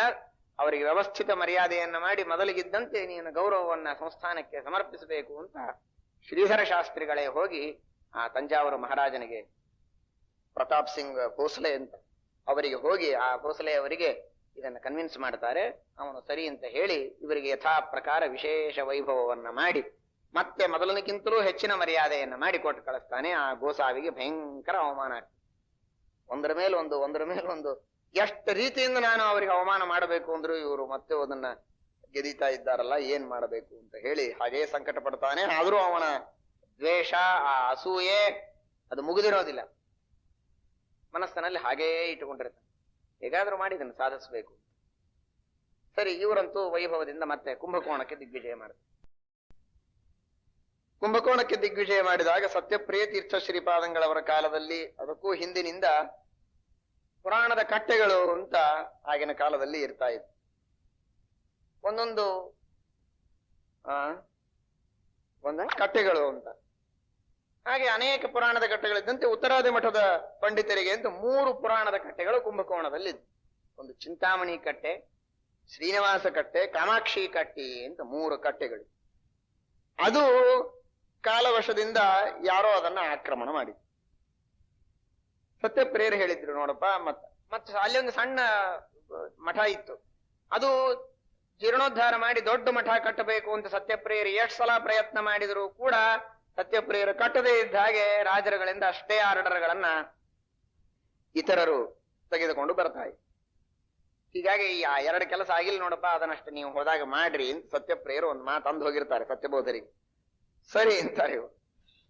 ಚಿಂತಾಮಣಿ, ಕಾಮಾಕ್ಷಿ, ಶ್ರೀನಿವಾಸ ಅಂತ 3 ಕಟ್ಟೆಗಳು. ಸತ್ಯಬೋಧ ತೀರ್ಥ ಶ್ರೀಪಾದಂಗಳವರು ಕುಂಭಕೋಣಕ್ಕೆ ಬಂದವರೇ ನೋಡಿ, ಅಂದ್ರೆ ಎಷ್ಟು ಎಲ್ಲರೂ ಗಮನ ಕೊಟ್ಟು ಕೇಳಿ. ಇದೇನೋ ದೊಡ್ಡ 2 ಪಾಕಿಸ್ತಾನಿ ಇಂಡಿಯಾದ ಜಗಳ ಹೇಳ್ತಾ ಇದ್ದಾರೇನೋ ಅಂತ ನಿಮಗೆ ಅನಿಸ್ತದೆ, ದೊಡ್ಡ ಯತಿಗಳ ಕಥೆ. ಆದರೆ ಆಸುರಿ ಶಕ್ತಿಗಳು, ಕುಹಕಿಗಳು ಎಷ್ಟು ಸಾತ್ವಿಕ ಶಕ್ತಿಗಳಿಗೆ ತೊಂದರೆ ಕೊಡ್ತಾರೆ, ದೇವರು ಹೇಗೆ ರಕ್ಷಣೆ ಮಾಡ್ತಾನೆ, ಇದೊಂದೇ ಒಂದು ಅಂಶ ನೀವು ಪೂರ್ಣ ಅವರ ಕಥೆಯಲ್ಲಿ ನೀವು ಕಾಣಬೇಕಾದ ತಥ್ಯ. ಏನಾಯ್ತು? ಆ ಮನುಷ್ಯ ಅಲ್ಲ, ಇನ್ನು ಮನುಷ್ಯ ಬಂದಿಲ್ಲ. ಸತ್ಯಬೋಧ ತೀರ್ಥ ಶ್ರೀಪಾದಂಗಳವರು ಕುಂಭಕೋಣಕ್ಕೆ ದಿಗ್ವಿಜಯ ಮಾಡಿದರು. ಕಾವೇರಿ ತೀರ, ಕಾವೇರಿ ನದಿಯ ದಂಡೆಯ ಮೇಲೇನೆ ಕಾವೇರಿ ಮಂಗಲ ತರಂಗ ಭಂಗದ ಪ್ರಾಂತ ಸುಶ್ರೀ ಹರಿವೇಶ್ಮ ಇವತ್ತಿಗೂ ಇದೆ. ನದಿ ದಡದ ಮೇಲೆ ಉತ್ತರಾದಿ ಮಠ, ಸಣ್ಣ ಮಠ, ಇನ್ನು ದೊಡ್ಡದಿದ್ದಿಲ್ಲ ಆವಾಗ. ಒಂದು ಸಣ್ಣ ಗುಡಿ ಇತ್ತು, ಅರ್ಧ ಕಟ್ಟಿದಾಗ ನಿಲ್ಲಿಸಿದ್ರು. ಹೋದವರೇ ಇಳಿದು ಕಾವೇರಿ ತೀರದೊಳಗೆ ಸ್ನಾನ ಮಾಡಿ ಮುಂಜಾನೆ 4:15 ಗಂಟೆಗೆ ಹೋಗಿ ಆ ಚಿಂತಾಮಣಿ ಕಟ್ಟೆಯ ಮೇಲೆ ಕುಳಿತರು. ಅಲ್ಲೇ ಆನ್ಹಿಕ ಪ್ರಾರಂಭ ಮಾಡಿದರು. ಭಾಗವತ ಪುರಾಣ ಹೇಳು ಅಂತ ಹೇಳಿದ್ರು ಒಬ್ಬನಿಗೆ. ಶಿಷ್ಯ ಭಾಗವತ ಪುರಾಣ ಹೇಳಿಕ್ ಪ್ರಾರಂಭ ಮಾಡಿದ. ಪುರಾಣ ಕಟ್ಟೆ ಆಯ್ತಲ್ಲ. ಆದ್ರೆ ಇಷ್ಟಕ್ಕೆ ಸುಮ್ಮನೆ ಬಿಡ್ತಾರೇನು ನೋಡ್ರಿ. ಹಾಗೆ ಯಾರೋ ಎಲ್ಲೋ ಪುರಾಣ ಹೇಳ್ಕೊಂಡು ಹೋದ್ರೆ ಹೋಗ್ಲಿ ಅಂತ ಬಿಡಬೇಕು, ಬಿಡ್ಲಿಲ್ಲ. ಯಾವ ಜನ ಈ ಪುರಾಣ ಕಟ್ಟೆಗಳಲ್ಲಿ ಉತ್ತರಾದಿ ಮಠದ ಈ ಪಂಡಿತರಾಗ್ಲಿ ಶ್ರೀಗಳವರಾಗ್ಲಿ ಪುರಾಣ ಹೇಳಬಾರದು ಅಂತ ವ್ಯವಸ್ಥೆ ಮಾಡಿದ್ರು, ಅವರಿಗೆ ಇದು ಗೊತ್ತಾಯ್ತು. ಗೊತ್ತಾದ ತಕ್ಷಣ ಆ ಗ್ರಂಥದಲ್ಲಿ ಇದ್ದ ವರ್ಣನೆಯನ್ನು ನಾನು ಮಾಡ್ತೇನೆ. ಆ ಅನೇಕ ಜನ ದುಷ್ಟ ಜನರು ಇಲ್ಲಿ ಇವರು ಪುರಾಣ ಹೇಳುವುದು ಸಹನೆ ಆಗದೆ ಕಲ್ಲು, ಕೊಡ್ಲಿ, ಚಾಕು, ಚೂರಿ ಎಲ್ಲ ತೆಗೆದುಕೊಂಡು ಟೊಂಕಕ್ಕೆ ಕಟ್ಟಿಕೊಂಡು ಸುತ್ತಲೂ ಬಂದು ನಿಲ್ತಾರೆ. ಆ ಪುರಾಣ ಹೇಳುವವನಿಗಂತೂ ಹೊಡೆದೇ ಬಿಡ್ತಾರೆ ಕಲ್ಲಿನಿಂದ. ಅವನ ತಲೆಗೆ ರಕ್ತ ಸೋರ್ಲಿಕ್ಕೆ ಪ್ರಾರಂಭ ಆಗ್ತದೆ. ಭಾಗವತ ಪುರಾಣ ಹೇಳೋ ವ್ಯಕ್ತಿ. ಸತ್ಯಬೋಧ ತೀರ್ಥ ಶ್ರೀಪಾದಂಗಳವರು ಕಣ್ಣು ತೆಗೆದು ನೋಡ್ತಾರೆ. ಬಹಳ ಘೋರವಾದ ಪರಿಸ್ಥಿತಿ. ಪಕ್ಕದಲ್ಲಿ ಒಂದು ಗುಡಿ. ಆ ಗುಡಿಯಲ್ಲಿ ಒಬ್ಬ ಅದ್ವೈತಿ ಸನ್ಯಾಸಿಗಳು ಅವರು ಬಂದು ಸತ್ಯಬೋಧರಿಗೆ ಹೇಳ್ತಾರೆ, ಸ್ವಾಮಿ, ತಾವು ಬಹಳ ದೊಡ್ಡವರು, ಮಹಾ ತಪಸ್ವಿಗಳು, ದೊಡ್ಡ ಸಂಸ್ಥಾನ, ದೊಡ್ಡ ಮಠ. ನೀವು ಮನಸ್ಸು ಮಾಡಿದ್ರೆ ಇಲ್ಲಿ ಸುತ್ತಲೂ ಏನೇನು ಈ ದುಷ್ಟ ಜನಗಳು ನಿಂತಿದ್ದಾರೆ, ಈ ಎಲ್ಲ ಜನರನ್ನ ನಿರ್ನಾಮ ಮಾಡಿ ಪೂರ್ಣವಾಗಿ ನೀವು ವಶಪಡಿಸಿಕೊಳ್ಳೋ ಯೋಗ್ಯತೆ ನಿಮ್ಮ ತಪಸ್ಸಿಗೂ ಇದೆ, ನಿಮ್ಮ ಜನಬಲ ಇದೆ, ನಿಮಗೆ ಧನಬಲ ಇದೆ. ಇದು ನನಗೆ ಗೊತ್ತು. ಆದರೆ ನಿಮಗಿದು ಈ ಸಂದರ್ಭ ಸರಿಯಲ್ಲ, ಇದು ಶೋಭೆಯಲ್ಲ. ನಿಮಗೆ ಹಾಗೆ ಅಪೇಕ್ಷೆ ಇಲ್ಲ, ನೀವು ಕರುಣಾಳುಗಳು, ನಮಗೆ ಗೊತ್ತು. ಆದ್ದರಿಂದ ದಯಮಾಡಿ ತಾವು ತಮ್ಮ ಮಠದಲ್ಲಿ ಗುಡಿಯವರ ಹನುಮಂತ ದೇವರ ಗುಡಿಯಲ್ಲಿ ಹೋಗಿ ತಾವು ಪಾಠ ಪ್ರವಚನ ಮಾಡ್ರಿ. ಇವರು ಏನು ಮಾಡ್ಲಿಕ್ಕೂ ಹೆಸೋದಿಲ್ಲ. ಅವರ ಕೈಯಲ್ಲಿ ನೀವು ಪರೀಕ್ಷೆ ಮಾಡೋದು ಒಳ್ಳೆಯ ಕಾಲ ಅಲ್ಲ ಇದು ಅಂತ ಹೇಳಿದಾಗ ಸತ್ಯಬೋಧರು ಸರಿ ಅಂತ ಒಪ್ತಾರೆ. ಒಪ್ಪಿ ಆ ಚಿಂತಾಮಣಿ ಕಟ್ಟೆಯಲ್ಲಿದ್ದ ಆ ಭಾಗವತ ಪುರಾಣಿಕನನ್ನು ಎತ್ತುಕೊಂಡು ಉಳಿದ ಎಲ್ಲಾ ಜನರನ್ನು ಕರೆದುಕೊಂಡು ತಾವು ನೇರವಾಗಿ ಮಠದಲ್ಲಿ ಬಂದು ಪಾಠ ಪ್ರವಚನವನ್ನು ಪ್ರಾರಂಭ ಮಾಡ್ತಾರೆ. ಇಷ್ಟು ಅಲ್ಲಿರತಕ್ಕಂತಹ ಜನರು ಮಾಡಿದಂತಹ ಘಟನೆ ಆಯ್ತು. ಮಾಡೋದು ತಾವೇ ಕುಹಕಿಗಳು ಭಾಗವತ ಪುರಾಣಿಕನಿಗೆ ಕಲ್ಲು ಹೊಡೆದು ಸತ್ಯಬೋಧರಿಗೆ ಆಯುಧಗಳಿಂದ ಹೆದರಿಸಿ ಅವರ ಮಹಾರಾಜನಿಗೆ, ಅವನ ಅಧೀನದಲ್ಲಿ ಬರೋದಿದು ಕುಂಭಕೋಣ, ತಂಜಾವೂರು ಮಹಾರಾಜನಿಗೆ ಪತ್ರ ಕೊಟ್ಟು ಕಳಿಸ್ತಾರೆ. ಅಲ್ಲಿ ಕಂಪ್ಲೇಂಟ್ ಕೊಡ್ತಾರೆ. ಏನು? ಸತ್ಯಬೋಧ ತೀರ್ಥ ಶ್ರೀಪಾದಂಗಳವರೇ ತಮ್ಮ ಶಿಷ್ಯರಿಂದ ನಮ್ಮೆಲ್ಲರನ್ನೂ ಹೊಡಿಸಿ ಬಡಿಸಿ ಅನ್ಯಾಯ ಮಾಡಿದ್ದಾರೆ, ನೀವು ಅವರಿಗೆ ಶಿಕ್ಷೆ ಮಾಡಬೇಕು ಅಂತ ಕೊಟ್ಟು ಕಳಿಸ್ತಾರೆ. ತಂಜಾವೂರು ಆದರೆ ಸುದೈವಕ್ಕೇನಾಗಿರುತ್ತದೆ ಅಂದ್ರೆ, ಸತ್ಯಬೋಧ ತೀರ್ಥ ಶ್ರೀಪಾದಂಗಳವರ ಶಿಷ್ಯರು ಕೆಲವು ಸರದಾರರು ಅವರು ಇವರಿಗಿಂತಲೂ ಮೊದಲಿಗೇನೆ ಕುದುರೆಯ ಮೇಲೆ ಹೋಗಿ ತಂಜಾವೂರ ಪ್ರತಾಪ ಸಿಂಗ್ ಭೋಸಲೆ ಅವರಿಗೆ ನಿಜವಾದ ಸುದ್ದಿಯನ್ನು ಹೇಳಿಬಿಟ್ಟಿರ್ತಾರೆ. ಹೀಗಾಗಿ ಅವನ ತಲೆ ಕೆಡೋದಿಲ್ಲ. ಇವನು ಹೋಗೋಕ್ಕಿಂತಲೂ ಮೊದಲಿಗೇನೆ ಸತ್ಯಬೋಧರ ಶಿಷ್ಯರು ಹೀಗೀಗೆ ನಡೀತು ಅಂತ ವರ್ತಮಾನ ಸುಮ್ಮನೆ ತಿಳಿಸಿರ್ತಾರಷ್ಟೇ. ಹೀಗಾಗಿ ಅನಂತರದಲ್ಲಿ ಈ ಜನ ಸುಳ್ಳು ಹೇಳ್ತಾರೆ ಅಂತ ಭೋಸಲೆ ಅವರಿಗೆ ಗೊತ್ತಾಯ್ತು. ಆದರೆ ಒಬ್ರು ಬಂದು ಕಂಪ್ಲೇಂಟ್ ಕೊಟ್ಟಾಗ ನೀವು ಸುಳ್ಳು ಹೇಳ್ತೀರಿ ಹೋಗ್ರಿ ಅಂತ ಅನ್ಲಿಕ್ಕೆ ಬರೋದಿಲ್ಲ. ಆ ಸ್ಥಾನದಲ್ಲಿ ಕುಳಿತಿರ್ತಕ್ಕಂಥವನಿಗೆ ನಾನೇ ಬಂದು ನೇರವಾಗಿ ಪರೀಕ್ಷೆ ಮಾಡ್ತೇನೆ ಅಂತ ಸ್ವತಃ ಪ್ರತಾಪ್ ಸಿಂಗ್ ಭೋಸಲೆ ಅವರು ಕುಂಭಕೋಣಕ್ಕೆ ಬರ್ತಾರೆ. ಬಂದು ಏನೇನು ನಡೆದಿದೆ ಅಂತ ಎಲ್ಲ ವಿಚಾರಣೆ ಮಾಡಿ ಅಲ್ಲಿರ್ತಕ್ಕಂತಹ ಜನರುಗಳಿಂದ ಎಲ್ಲಾ ಸರಿಯಾದ ವರ್ತಮಾನ ಗೊತ್ತಾದ ಮೇಲೆ ಇವರೇನು ಕಂಪ್ಲೇಂಟ್ ಒಳಗೆ ಕೊಟ್ಟಿರ್ತಾರೆ ಅಂದ್ರೆ ಹೀಗೆಲ್ಲ ಅನ್ಯಾಯ ಮಾಡಿದ್ದಾರೆ, ಇನ್ನೊಮ್ಮೆ ಕುಂಭಕೋಣಕ್ಕೆ ಇವರು ಕಾಲಿಡದೆ ಇದ್ದಾಗೆ ನೀವು ಪೂರ್ಣ ವ್ಯವಸ್ಥೆ ಮಾಡಿ ಇವರನ್ನ ಗಡೀಪಾರ ಮಾಡಬೇಕು ಅಂತ ಬೇಡಿಕೆ ಇರ್ತದೆ. ಆ ಕಂಪ್ಲೇಂಟ್ ಒಳಗೆ ಪ್ರೇಯರ್ ಇರ್ತದೆ. ಅವನ್ನ ನೋಡಿರ್ತಕ್ಕಂತಹ ಕುಂಭಕೋಣದವನು ನಾನು ಆರ್ಡರ್ ಮಾಡಬೇಕಾದ್ರೆ ಹಾಗೆ ಒಬ್ಬರಿಗೆ ಅನ್ಯಾಯ ಮಾಡಬಾರದು, ನನ್ನ ಪ್ರತ್ಯಕ್ಷದಿಂದ ನಾನು ನೋಡಿ ನಿರ್ಣಯ ಮಾಡಿ ನಾನು ಆರ್ಡರ್ ಮಾಡ್ತೇನೆ ಅಂತ ಹೇಳಿ ಬರ್ತಾನೆ. ಬಂದು ಎಲ್ಲ ನೋಡಲಾಗಿ ಅವನಿಗೆ ಸರಿಯಾದ ವಿಷಯ ಗೊತ್ತಾಗ್ತದೆ. ಸಾಷ್ಟಾಂಗ ನಮಸ್ಕಾರ ಹಾಕಿ ಸತ್ಯಬೋಧ ತೀರ್ಥರಿಗೆ ವಿಶೇಷ ಆದರ ಉಪಚಾರಗಳನ್ನು ಮಾಡಿ ವಾದ್ಯ ಪೂಜಾ ಭಿಕ್ಷಾಗಳನ್ನು ಮಾಡಿ ಮತ್ತಷ್ಟು ಇವರಿಗೆ ಸಂಪತ್ತುಗಳನ್ನ ಕೊಟ್ಟು ಹೋಗ್ಬಿಡ್ತಾನೆ. ಇವ್ರನ್ನ ನಾವು ಕಂಪ್ಲೇಂಟ್ ಕೊಟ್ರೆ ಇವ್ ಏನ್ ಮಾಡಿದ ಬಂದು ಮತ್ತಷ್ಟು ಅವರಿಗೆ ವಿಶೇಷ ಆದರ ಉಪಚಾರ ಮಾಡಿದ ಅಂತ ಅವರಿಗೆ ಬಹಳ ದುಃಖ ಆಗ್ತದೆ. ದುಃಖ ಆದಾಗ ಮತ್ತೆ ಈ ಸೇತು ಗೋಸಾವಿಯನ್ನು ಹಿಡಿತಾರೆ. ಸಾಕಷ್ಟು ಬಂಗಾರ, ಬೆಳ್ಳಿ, ರೇಷ್ಮೆ ವಸ್ತ್ರಗಳು ಎಲ್ಲವನ್ನು ತೆಗೆದುಕೊಂಡು ಹೋಗಿ ಆ ಕುಂಭಕೋಣದ ಜನರು ಆ ಶೇಷ ಸೇತು ಗೋಸಾವಿ ಕೈಯಲ್ಲಿ ಕಂಡಾಪಟ್ಟಿ ದುಡ್ಡನ್ನು ಕೊಡ್ತಾರೆ, ಲಂಚ ಕೊಡ್ತಾರೆ. ನೀ ಏನಾದ್ರೂ ಮಾಡಿ ರಾಜನಿಗೆ ತಲೆ ಕೆಡಿಸಬೇಕು.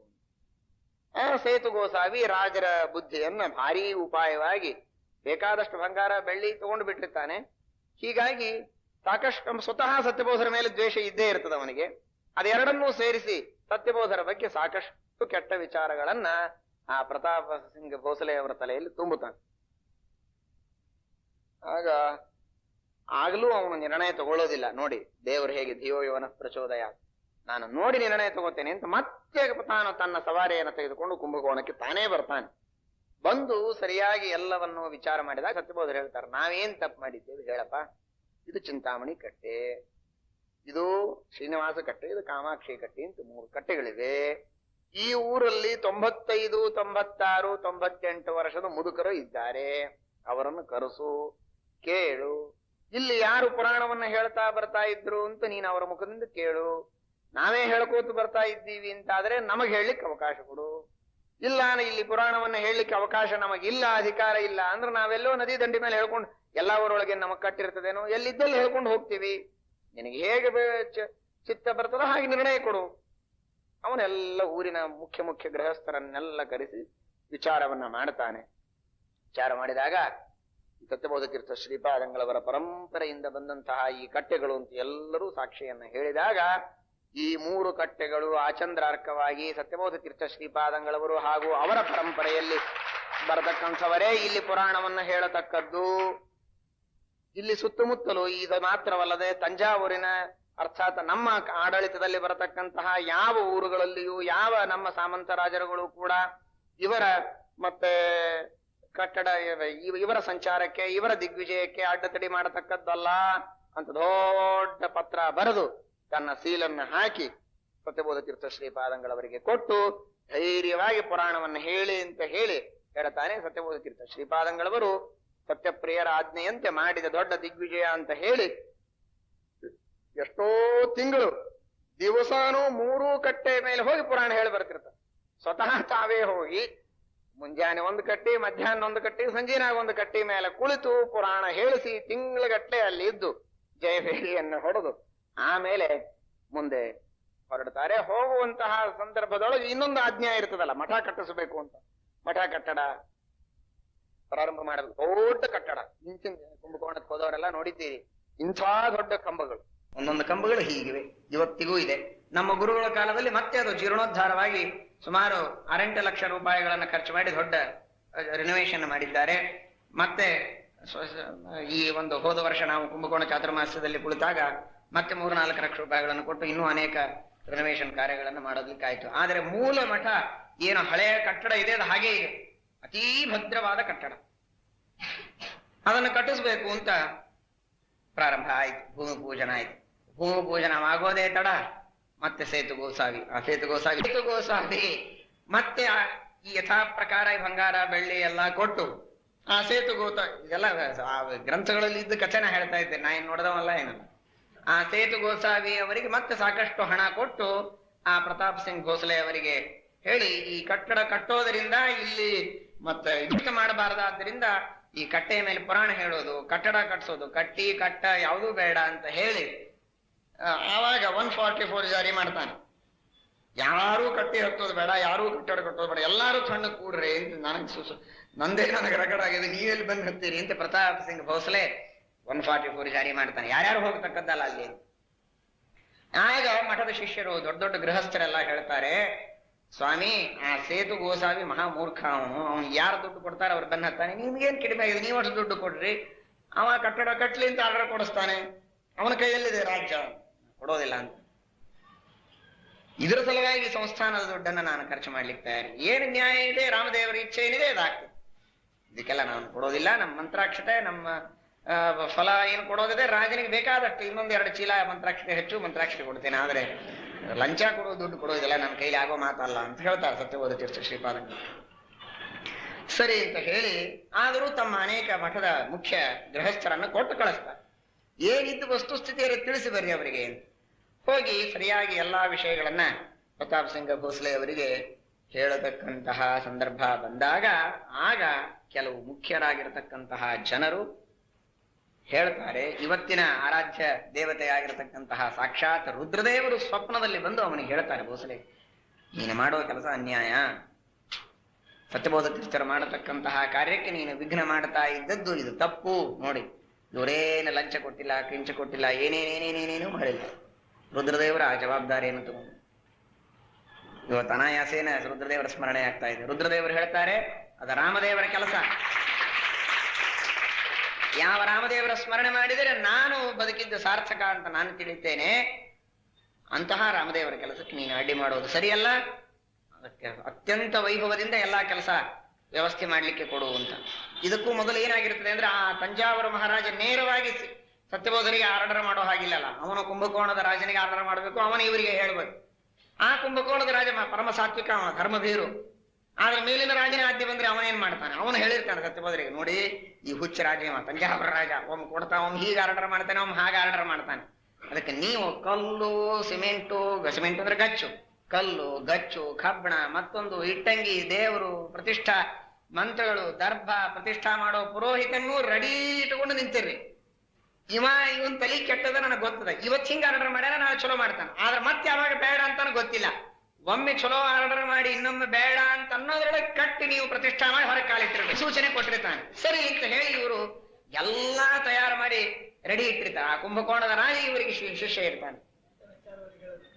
ಸರಿ ಅಂತ ಹೇಳಿ ಇವರು ಎಲ್ಲಾ ಕಂಬ ಕಲ್ಲು ಮತ್ತೊಂದು ಎಲ್ಲ ರೆಡಿ ಇಟ್ಟಿರ್ತಾರೆ. ಯಾವಾಗ ರುದ್ರದೇವರ ಸ್ವಪ್ನ ಆಯಿತು, ಪ್ರತಾಪ್ ಸಿಂಗ್ ಭೋಸಲೆ ಅವರ ಆರ್ಡರ್ ಬಂದದ್ದೇ ತಡ, ಕುಂಭಕೋಣದ ರಾಜ ಪರಮ ಸಾತ್ವಿಕ ಅವನು ಸ್ವತಃ ತಾನು ನಿಂತು ಒಂದು ಕೆಲಸ ಮಾಡೋದ್ರಲ್ಲಿ 100, 200, 300 ಜನರನ್ನ ನೇಮಿಸಿ ರಾತ್ರಿ ಮಠವನ್ನ ಕಟ್ಟಿಸಿ ಬೆಳಕರಿಯೋದ್ರೊಳಗೆ ಪ್ರತಿಷ್ಠಾಪನೆ ಮಾಡಿ ಸತ್ಯಬೋಧ ತೀರ್ಥ ಶ್ರೀಪಾದಂಗಳವರ ಸೇವೆಯನ್ನ ಮಾಡ್ತಾನೆ ಕುಂಭಕೋಣದ ಮಹಾರಾಜ. ಗೋಸಾಗಿ ಹುಚ್ಚಡದ ಹೋಗ್ಬಿಡ್ತಾನೆ. ಆಗ ಇದಷ್ಟೇ ಅಲ್ಲದೆ ಆ ಊರಿನ ಜನ ಹಾಗೂ ರುದ್ರದೇವರ ಸ್ವಪ್ನದಂತೆ ಅವ್ರು ಹೇಳ್ತಾರೆ, ಇದು 1 ಆಯ್ತು 2 ಆಯ್ತು 3 ಆಯ್ತು, ನೀನು ಇದೇ ಗೋಸಾವಿ ಮಾತನ್ನು ಕೇಳಿದ್ರೆ ನೀನೇ ಸಾಯ್ತಿದಿ, ಇವನಿಗೆ ಬಹಿಷ್ಕಾರ ಊರ್ ಹೊರಗೆ ಹಾಕಿ ಇವನ್ನ ಎಲ್ಲಾ ಜಪ್ತಿ ಮಾಡು ಅಂತ ಹೇಳಿ ಅವನನ್ನು ಹೊರಗೆ ಹಾಕಿರಿ ಅಂತ ಹೇಳಿದಾಗ ಒಂದಷ್ಟು ಅವನ ಮನೆಯಲ್ಲಿರುವ ಸಂಪತ್ತನ್ನ ಜಪ್ತಿ ಮಾಡಿ ಅವನಿಗೆ ಕೊಟ್ಟ ವಾದ್ಯ ವೈಭವ, ಆನೆ, ಒಂಟೆ, ಕುದುರೆ, ಪಲ್ಲಕ್ಕಿ, ಮೇಣೆ ಎಲ್ಲ ಕಸಿದುಕೊಂಡು ಪ್ರತಾಪ್ ಸಿಂಗ್ ಭೋಸಲೆ ಅವನನ್ನ ಒಂದು ಕುದುರೆ ಮೇಲೆ ತಲೆ ಬೋಳಿಸಿ ಅವನನ್ನ ಮಹಾರಾಷ್ಟ್ರಕ್ಕೆ ಓಡಿಸಿಬಿಡ್ತಾರೆ. ಹೋಗಿ ನೀ ತಮಿಳುನಾಡೊಳಗೆ ಇರಬೇಡ, ಓಡೋಗು. ಸೇತು ಗೋಸಾವಿ ಓಡೋಗು. ಇವರನ್ನ ಕುಂಭಕೋಣದಿಂದ ಹೊರಗೆ ಹಾಕಿಸಿ ಗಡೀಪಾರ ಮಾಡಬೇಕು ಅಂತ ಪ್ರಯತ್ನ ಮಾಡಿದಂತಹ ವ್ಯಕ್ತಿ ಯಾವ ರಾಜಗುರು ಅಂತ ಮೆರೆದ ಅದೇ ರಾಜಗುರುವೇ ತಲೆ ಬೋಳಿಸಿ ಒಂದೆಲ್ಲಾ ಕಸದುಕೊಂಡು ನೀ ಇಡೀ ತಮಿಳುನಾಡೊಳಗೆ ಕಾಲಿಟ್ಟಿ ಅಂದ್ರೆ ನೋಡು ಅಂತ ಹೇಳಿ ಅವನನ್ನ ಮಹಾರಾಷ್ಟ್ರಕ್ಕೆ ಓಡಿಸಿಬಿಡ್ತಾನೆ. ಅವನು ಎಲ್ಲೆಲ್ಲೋ ಹೋಗಿ ಹೋಗಿ ಹೋಗಿ ಹೋಗಿ ಏನು ಒದ್ದಾಡ್ತಾನೆ. ಮುಂದೆ ಕಾಲಾಂತರದೊಳಗೆ ಪುನಃ ಸತ್ಯಬೋಧ ತೀರ್ಥ ಶ್ರೀಪಾದಂಗಳವರು ಎಲ್ಲಿಯೋ ಇದ್ದಾಗ ಇವರ ಹತ್ರ ಬಂದು ಸಾಷ್ಟಾಂಗ ನಮಸ್ಕಾರ ಹಾಕಿ, ನಿಮಗೆ ಇಷ್ಟೆಲ್ಲ ತೊಂದರೆ ಕೊಟ್ಟು ಪೀಡಿ ಕೊಟ್ಟು ತ್ರಾಸ ಕೊಡಬೇಕು ಅಂತ ಮಾಡಿದೆ, ರಾಜನನ್ನು ಹೊರಗೆ ಹಾಕಿದ, ಇನ್ಯಾರೋ ರಾಜರ ಆಶ್ರಯ ಹಿಡಿದು ಮತ್ತೆ ನಿಮಗೆ ತ್ರಾಸ ಕೊಡೋಣ ಅಂತ ಇಡೀ ಎಲ್ಲಾ ರಾಜರ ಹತ್ರ ಹೋದ್ರು. ಎಲ್ಲೇನ್ ನನಗೊಂದು ತುತ್ತು ಅನ್ನ ಹುಟ್ಲಿಲ್ಲ, ನೀರು ಹುಟ್ಲಿಲ್ಲ, ನೀವೇ ನನಗೆ ಗತಿ, ದಯಮಾಡಿ ಉದ್ಧಾರ ಮಾಡಬೇಕು ಅಂತ ಬಂದು ಮತ್ತೆ ಸತ್ಯಬೋಧರ ಕಾಲಿಗೆ ಬೀಳ್ತಾನೆ. ಇವ್ರು ನೋಡ್ರಿ ಮತ್ತೆ ದಯಾ, ಹೌದಾ ಆಯ್ತು ಮಾಡಿದೆ ಹೋಗ್ಲಿ ಅಂತ ಹೇಳಿ ಮತ್ತೆ ಅವನು ಕರೆದು ಅವನಿಗೆ ಉದ್ಧಾರ ಮಾಡಿ ವೈಷ್ಣವ ದೀಕ್ಷೆಯನ್ನ ಕೊಟ್ಟು ಅವನನ್ನ ಕ್ಷಮಾ ಮಾಡಿಬಿಡ್ತಾರೆ. ಇಷ್ಟು ತ್ರಾಸು ಕೊಟ್ಟಿರ್ತಾನೆ ಮುಠಾಳ, ಆದರೆ ಅವನಿಗೆ ಸತ್ಯಬೋಧ ತೀರ್ಥರು ಮತ್ತೆ ಕ್ಷಮಾ ಮಾಡಿ ಉದ್ಧಾರ ಮಾಡ್ತಾರೆ ಅಂತನ್ನೋ ಕಥೆ ಸತ್ಯಬೋಧ ತೀರ್ಥ ಶ್ರೀಪಾದಂಗಳವರ ಚರಿತ್ರೆಯಲ್ಲಿ ನಾವು ಕಾಣ್ತೇವೆ. ಇದು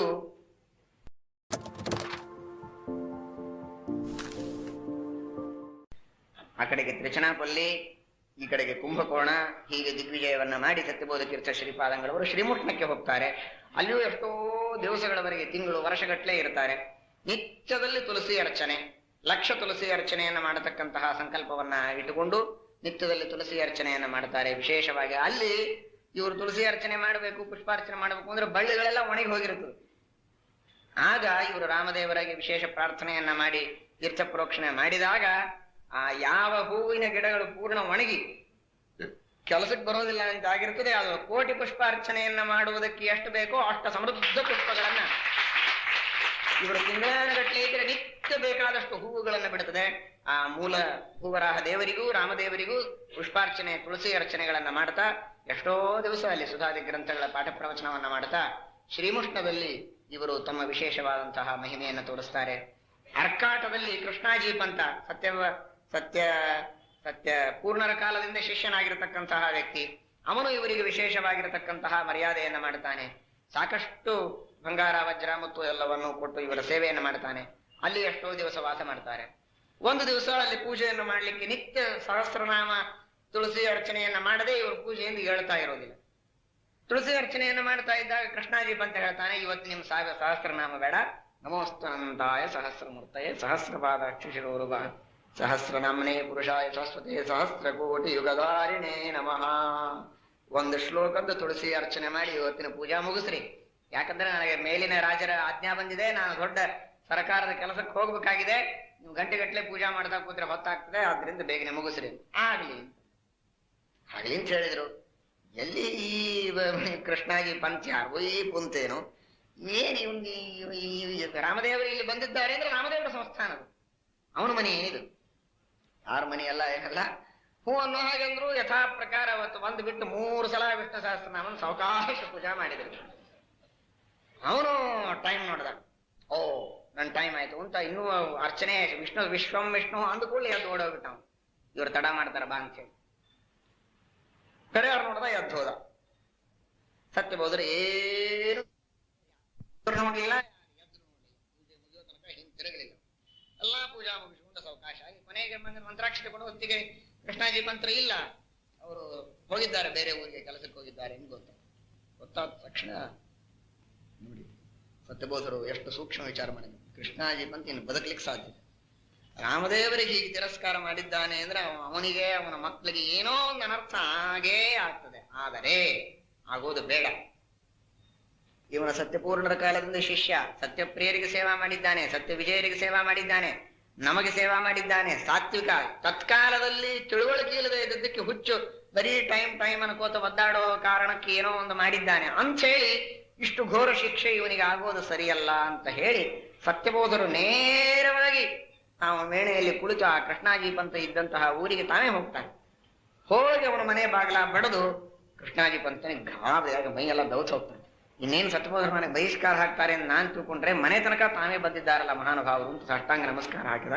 ಅವನಿಗೆ ಹೇಳ್ತಾರೆ, ನೋಡು ಹುಚ್ಚ, ಹೀಗೆಲ್ಲ ಮಾಡಬಾರ್ದು, ರಾಮದೇವರೇನು ಪೂಜಾ ಏನು, ಎದ್ದು ಎದ್ದು ಹೋಗೋದು ಅಂದ್ರೆ ಏನು, ಮೂರ್ಖ, ಹಾಗೆಲ್ಲ ಮಾಡಬಾರದು, ನಿನಗೆ ನೋಡಿದ್ರೆ ಮಹಾ ಅನರ್ಥ ಆಗ್ಬಿಟ್ಟು ಅದಾಗಬಾರದು ಅಂತ ಸತಗೋತ ನಾನು ಬಂದಿದ್ದೇನೆ ಇಲ್ಲಿ ತನಕ, ನಿನಗೆ ಒಳ್ಳೇದಾಗಲಿ ಅಂತ, ತಪ್ಪಾಯ್ತು ಅಂತ ಹೇಳು, ಕ್ಷಮಾ ಕೇಳು ಅಂತ ಹೇಳಿ ಅವನ ಕಡೆಯಿಂದ ಸ್ವವಂದನಂ ಯಥಾ ಪಿತ್ರ ಕಾರಿಕಂ ಶಿಶುಕರ್ತಕಂ ಅಂತ ಅವನ ಕುತ್ತಿಗೆ ಹಿಡಿಸಿ ತಾನೇ ನಮಸ್ಕಾರ ಮಾಡಿಸಿಕೊಂಡು ಕ್ಷಮಾ ಕೇಳಿಸಿ, ನಿನಗೆ ಅನರ್ಥ ಆಗೋದಿಲ್ಲ, ಒಳ್ಳೇದಾಗ್ತದೆ, ನೀನು ರಾಮದೇವರಿಗೆ ವಿಶೇಷವಾಗಿ ಪಶ್ಚಾತ್ತಾಪಪೂರ್ವಕ ಪ್ರಾರ್ಥನೆಯನ್ನ ಮಾಡು, ಬದುಕ್ತದೆ, ಇಲ್ಲ ಅಂದ್ರೆ ನೀನು ಹಾಳಾಗಿ ಹೋಗ್ತಿ ಅಂತ ನನಗೆ ಸಂಕಟ, ನೀನ್ ನಿಜವಾಗಿ ದುಷ್ಟಾಗಿದ್ರೆ ನೀನು ಹಾಳಾಗಿ ಹೋಗುವಂತೆ ನಾನು ಅಂತಿದ್ದೆ, ಆದ್ರೆ ನೀನು ಸಾತ್ವಿಕ, ಆದ್ದರಿಂದ ನಾನು ಹೀಗೆ ಹೇಳಿದ್ದೇನೆ ಅಂದಾಗ ಅವನ ಪಾಪ ನಿಜವಾಗಿ ಸಾತ್ವಿಕನೇ ಇರ್ತಾನೆ, ಕ್ಷಮಾ ಕೇಳ್ತಾನೆ, ತಪ್ಪಾಯಿತು ಅಂತಂತಾನೆ, ಅವನನ್ನ ಉದ್ಧಾರ ಮಾಡ್ತಾನೆ. ಸತ್ಯಧ್ಯಾನ ತೀರ್ಥರ ಕಾಲದಲ್ಲಿ ನೀವು ನಮ್ಮ ಆಚಾರ್ಯರ ಮೇಲಿನ ಮೇಲೆ ಹೇಳೋ ಕಥೆಯನ್ನು ಕೇಳಿದ್ದೀರಿ.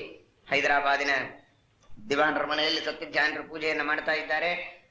ಒಬ್ಬ ಪೂಜೆ ಇಲ್ಲ, ಸುಧಾ ಪಾಠವನ್ನ ಹೇಳ್ತಾ ಇರೋ ಸಂದರ್ಭದೊಳಗೆ ನಮ್ಮ ದರ್ಬಾರದೊಳಗೆ ದಿವಾನ್ ಖಾನದಲ್ಲಿ ಅಲ್ಲೇ ನಿಮ್ಮ ಪಾಠ ಆಗ್ಲಿ ಸುಧಾ ಪಾಠ. ಅಲ್ಲಪ್ಪ, ನಿನಗೆ 100 ಜನ ಭೇಟಿಗೆ ಬರುವವರು, ಒಮ್ಮೆ ನಾವು ಪಾಠ ಕೂತ ಮೇಲೆ ಇಲ್ಲಿ ಕೂಡ್ಬೇಡ್ರಿ ಅಲ್ಲಿ ಕೂಡ್ರಿ ಅಂತ ಹೇಳಿದ್ರೆ ನಿನಗೆ ಕ್ಷೇಮ ಅಲ್ಲ. ನಾವು ಹೇಳ್ಬೋದು, ನೀವು ದೊಡ್ಡವರು ಹೇಳ್ತೀರಿ, ನಾವು ಹೇಳ್ಬೋದು, ನಿನಗೆ ಒಳ್ಳೇದಲ್ಲ. ಆದ್ರಿಂದ ಅದರ ಪಾಡಿಗೆ ನಾವು ಯಾವುದೋ ಒಂದು ಸುಮ್ಮನೆ ಯಾವುದೋ ಒಂದು ಗುಡಿಸಲು ಸಿಕ್ಕರೆ ಸಾಕು, ನಮ್ಮ ಪಾಠ ನಡೀತಿದೆ ಅಂತ ಹೇಳಿದ್ರು. ಕೇಳಿಲೆ ನಿಮ್ಮಂತಹ ಮಹಾಸಂಸ್ಥಾನ ಅಂತ ಹೇಳಿ ಕೂಡಿಸಿದ. ಇವರು ಕೂಡೋದಕ್ಕೇನೆ ಒಂದು ರಾಜರಿಂದ ಏನೋ ಒಂದು ಕೆಲಸ ಬಂತು, ಮೀಟಿಂಗ್ ಬಂತು, ದಯಮಾಡಿ ನಾವು ಬೇರೆ ಕಡೆಗೆ ಹೋಗ್ಬೇಕು ಅಂತ ಹೇಳಿದ. ಸತ್ಯಜ್ಞಾನರ ಆಯ್ತು, ನನಗೆ ಮೊದಲೇ ಗೊತ್ತಿತ್ತು ಇಷ್ಟು ಹಣೆ ಬಾರ ಅಂತಂದ್ರು. ಬೇರೆ ಕಡೆಗೆ ಹೋದ್ರು, ಪಾಠ ಹೇಳಲಿಕ್ಕೆ ಪ್ರಾರಂಭ ಮಾಡಿದ್ರು, ಪಾಠ ಆಯ್ತು, ಎಲ್ಲ ಆಯ್ತು. ಈ ಸತ್ಯಜ್ಞಾನ ತೀರ್ಥರು ಬೇರೆ ಊರಿಗೆ ದಿಗ್ವಿಜಯ ಮಾಡೋದ್ರೊಳಗೆ ಅವರ ಮಗ ಯಾವ ದಿವಾನ ಸುಧಾ ಪಾಠ ಇಲ್ಲಿ ಹೇಳಬೇಡಿ ಎದ್ದು ಹೋಗ್ರಿ ಅಂತ ಕಳಿಸಿದ, ಮಗ ಸತ್ತು ಸುದ್ದಿ ಬಂತು. ಆಗ ಅವನಿಗೆ ಪಶ್ಚಾತ್ತಾಪ ಆಯ್ತು. ಹಾಗೆ ಆ ದೇವರ ಪೂಜೆ ಸುಧಾದಿ ಗ್ರಂಥಗಳ ಪಾಠಕ್ಕೆ ತಿರಸ್ಕಾರ ಮಾಡಿದ್ರೆ ಇಂತಹ ಅನರ್ಥ ಆಗೋದು ಕಾಯ್ದಿರ್ತದೆ. ಆದ್ರೆ ಅದಾಗೋದು ಬೇಡ. ಅದಕ್ಕೆ ಉಪನಿಷತ್ನೊಳಗೆ ಬರ್ತದೆ, ಯದಿ ಮೂರ್ಧಾತೆ ವಿಪತೆ ಯದಿ ಮೂರ್ಧಾತೆ ವಿಪತಿಷ್ಯತಿ ಇದು ಕಶ್ಚಿತ್ ಭೂಯ. ನಿನ್ ತಲಿ ಬಿದ್ದು ಹೋಗ್ತದೆ. ಯಾರಾದರೂ ತಲಿ ಬೀಳ್ಲಿ ಅಂತಂದರೆ ಸಜ್ಜನರು, ಯಾರಂದಿಲ್ಲ ನೀ ಬದುಕೊಂಡಿ ಅಂತಾನೆ. ಅಂದ್ರೆ ದೇವರು ಕೂಡ ದೊಡ್ಡವರ ಬಾಯಿಯಿಂದ ಆಡಿಸಿ ಶಿಕ್ಷೆಯನ್ನು ಕೊಡ್ತಾನೆ. ಅದಕ್ಕೆ ನಾವು ಆ ರೀತಿ ಆಡೋದು ಬೇಡ ಅಂತ ಸತ್ಯಬೋಧರು ಅವನಿಗೆ ಅನುಗ್ರಹವನ್ನ ಮಾಡ್ತಾರೆ. ಅರಕಾಟದಲ್ಲಿ ಹೀಗೆ ಆ ಅಂತನ ಉದ್ಧಾರವನ್ನ ಸತ್ಯಬೋಧ ತೀರ್ಥ ಶ್ರೀಪಾದಂಗಳವರು ಮಾಡ್ತಾರೆ.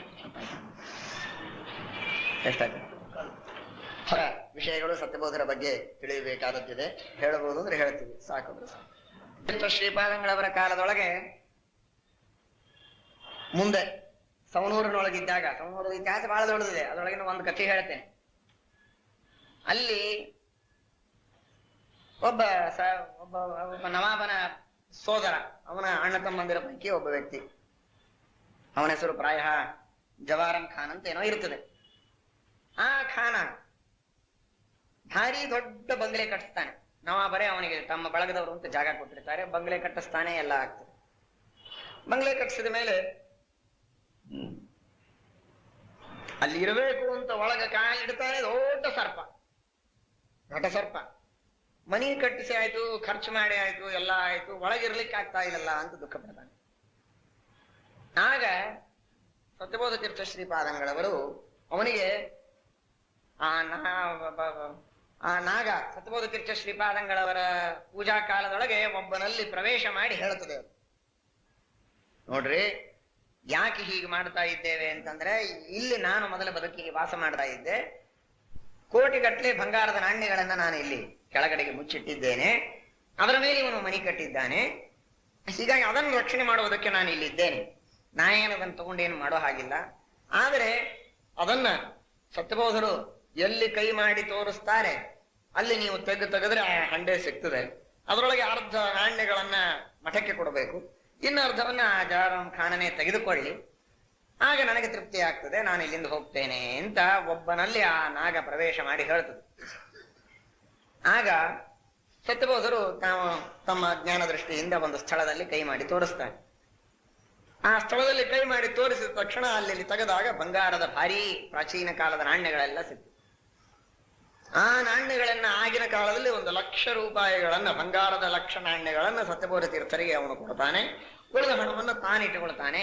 ಆಗ ಅವನಿಗೆ ಆ ನಾಗದಿಂದ ಮುಕ್ತಿ ಆಗ್ತದೆ, ಸುಖವಾಗಿ ಅಲ್ಲಿ ವಾಸ ಮಾಡ್ಲಿಕ್ಕೆ ಪ್ರಾರಂಭ ಮಾಡ್ತಾನೆ. ಆಗ ಆ ಎಲ್ಲ ನಾಣ್ಯಗಳನ್ನ, ಬಂಗಾರವನ್ನ ಸತ್ಯಬೋಧ ತೀರ್ಥ ಶ್ರೀಪಾದಂಗಳು ಏನ್ ಮಾಡ್ಬೇಕು, ಅಷ್ಟೆಲ್ಲ ತಗೊಂಡು ಅದನ್ನೆಲ್ಲವನ್ನು ತೆಗೆದುಕೊಂಡು ಅವುಗಳನ್ನ ವಿಶೇಷವಾದ ರೀತಿಯಲ್ಲಿ ಅದನ್ನ ತಮ್ಮ ಮುದ್ರಿಕೆಯನ್ನು ಮಾಡಿಸ್ತಾರೆ. ಹಿಂದೇನೆ ಮಾಡಿಸಿದ್ರು ಸತ್ಯಪ್ರಿಯರು, ಹಾಗೂ ಒಂದು ಕಡೆಗೆ ಸತ್ಯಪ್ರಿಯರು, ಒಂದ್ ಕಡೆಗೆ ರಾಮದೇವರ ಚಿತ್ರ ಇರತಕ್ಕಂತಹ ಬಂಗಾರದ ನಾಣ್ಯಗಳನ್ನ ಮಾಡಿಸಿ ಇಡೀ ದೇಶದ ಎಲ್ಲ ವಿದ್ವಾಂಸರಿಗೆ ದಾನ ಮಾಡಿರ್ತಾರೆ ತಮ್ಮ ಗುರುಗಳ ಆರಾಧನೆ ಕಾಲದಲ್ಲಿ. ಈಗ ಮತ್ತೊಮ್ಮೆ ತಮ್ಮ ಚಿತ್ರವನ್ನ ಹಾಕಿ ಒಂದು ಕಡೆಗೆ ಶ್ರೀ ಸತ್ಯಬೋಧ ಅಂತ, ಇನ್ನೊಂದು ಕಡೆಗೆ ಗುರುರಾಜ ಅಂತ ಬರಿಸಿ ಆ ಬಂಗಾರ ಹಾಗೂ ಬೆಳ್ಳಿ ಎಲ್ಲ ನಾಣ್ಯಗಳನ್ನ ಮಾಡಿಸಿ ಅದನ್ನ ಮಠದ ಹಾಗೂ ನವಾಬರ ಆಪ್ತರ ವ್ಯವಹಾರದಲ್ಲಿ ಚಲಾವಣೆಗೋಸ್ಕರವಾಗಿ ಬಂಗಾರದ ನಾಣ್ಯಗಳನ್ನ ಮಾಡಿಸಿ ಎಷ್ಟೋ ದಾನ ಮಾಡ್ತಾರೆ. ಇನ್ನೆಷ್ಟನ್ನು ಮಠದ ವ್ಯವಹಾರಕ್ಕೆ ಅಂತ ಹೇಳಿ ಅದನ್ನ ಮಠದಲ್ಲಿ ಇಟ್ಟುಕೊಳ್ತಾರೆ. ಹೀಗೆ ಮುಂದೆ ಅದರ ಕಥೆಯನ್ನು ಬಹಳ ಇದೆ, ನಾಳೆ ಹೇಳ್ತೇನೆ. ಆ ಮಠದ ಸತ್ಯಬೋಧ ತೀರ್ಥ ಶ್ರೀಪಾದಂಗಳವರ ಕಾಲದಲ್ಲಿ ಅನೇಕ ವ್ಯವಹಾರಗಳಿಗೆ ಸುತ್ತಮುತ್ತಲಿನ ಪ್ರಾಂತದಲ್ಲಿ ಚಲಾವಣೆಯಲ್ಲಿ ಇಡುವುದಕ್ಕೆ ಬಂಗಾರ ಬೆಳ್ಳಿಯಲ್ಲಿ ತಮ್ಮ ಚಿತ್ರದಿಂದ ತಮ್ಮ ಹೆಸರಿನಿಂದ ಮಾಡಿಸಿರತಕ್ಕಂತಹ ನಾಣ್ಯಗಳನ್ನ ಸತ್ಯಬೋಧ ತೀರ್ಥ ಶ್ರೀಪಾದಂಗಳವರು ನಡೆಸ್ತಾರೆ. ಇವತ್ತಿಗೂ ರಾಮದೇವರ, ದಿಗ್ವಿಜಯ ರಾಮದೇವರ ಎಲ್ಲ ನಮ್ಮ ಪ್ರತಿನಿತ್ಯದಲ್ಲಿ ನಾವು ಪೂಜೆಗೆ ಇಟ್ಟುಕೊಳ್ಳುವ ಎಲ್ಲಾ ದೇವರ ಪೆಟ್ಟಿಗೆಯ ಮೇಲೆ ಆ ಸತ್ಯಬೋಧ ತೀರ್ಥ ಶ್ರೀಪಾದಂಗಳವರ ನಾಣ್ಯವನ್ನ ಹೊಲದ ಇಟ್ಟಿರ್ತೇವೆ. ನಾಳಿನ ದಿವಸ ಪೂಜೆ ಮಾಡುವಾಗ ಗಮನ ಕೊಟ್ಟು ನೋಡಬಹುದು. ಆ ಪೆಟ್ಟಿಗೆಯ ಮೇಲೆ ಇವತ್ತಿಗೂ ಬಂಗಾರದ ಆ ನಾಣ್ಯಗಳು ನೆನಪಿಗೆ ಇವೆ. ಬೆಳ್ಳಿಯ ನಾಣ್ಯಗಳನ್ನು ಕೂಡ ಮಾಡಿಸಿ ಸತ್ಯಬೋಧ ತೀರ್ಥ ಶ್ರೀಪಾದಂಗಳವರು ಇಟ್ಟಿದ್ದಾರೆ. ಹೀಗೆ ಮುಸಲ್ಮಾನರನ್ನ, ಜಮಾಬರನ್ನ, ಎಷ್ಟು ಜನರನ್ನ ಎಷ್ಟು ರೀತಿಯಿಂದ ಶಿಷ್ಯರನ್ನು ಮಾಡಿದ್ದಾರೆ, ಎಷ್ಟು ಜನರಿಗೆ ಶಾಸನ ಮಾಡಿದ್ದಾರೆ. ಹಿಂದೂ ರಾಜರಂತೂ ಸಹ ದಕ್ಷಿಣ ಭಾರತದೊಳಗಿರತಕ್ಕಂತಹ ಪ್ರತಿಯೊಬ್ಬರೂ ಇವರ ಶಿಷ್ಯರು, ಪ್ರತಿಯೊಬ್ಬರೂ ಇವರ ದಾಸಾನುದಾಸ. ಇವರು ಹೇಳಿದ ಮಾತನ್ನು ಮೀರೋ ಹಾಗಿಲ್ಲ. ಹೀಗೆ ಸಂಪೂರ್ಣವಾದಂತಹ ಒಂದು ಭೂಮಂಡಲದೊಳಗಿನ ಈ ಹಿಂದೂ ಸಾಮ್ರಾಜ್ಯವನ್ನ ಹಾಗೂ ಆ ಮುಸಲ್ಮಾನರ ಸಾಮ್ರಾಜ್ಯವನ್ನ ತಮ್ಮ ವಶದಲ್ಲಿ ಇಟ್ಟುಕೊಂಡಂತಹ ಮಹಾನುಭಾವರು ಸತ್ಯಬೋಧ ತೀರ್ಥ ಶ್ರೀಪಾದಂಗಳವರು ಅಂತ ನಾವು ಕಾಣುತ್ತೇವೆ.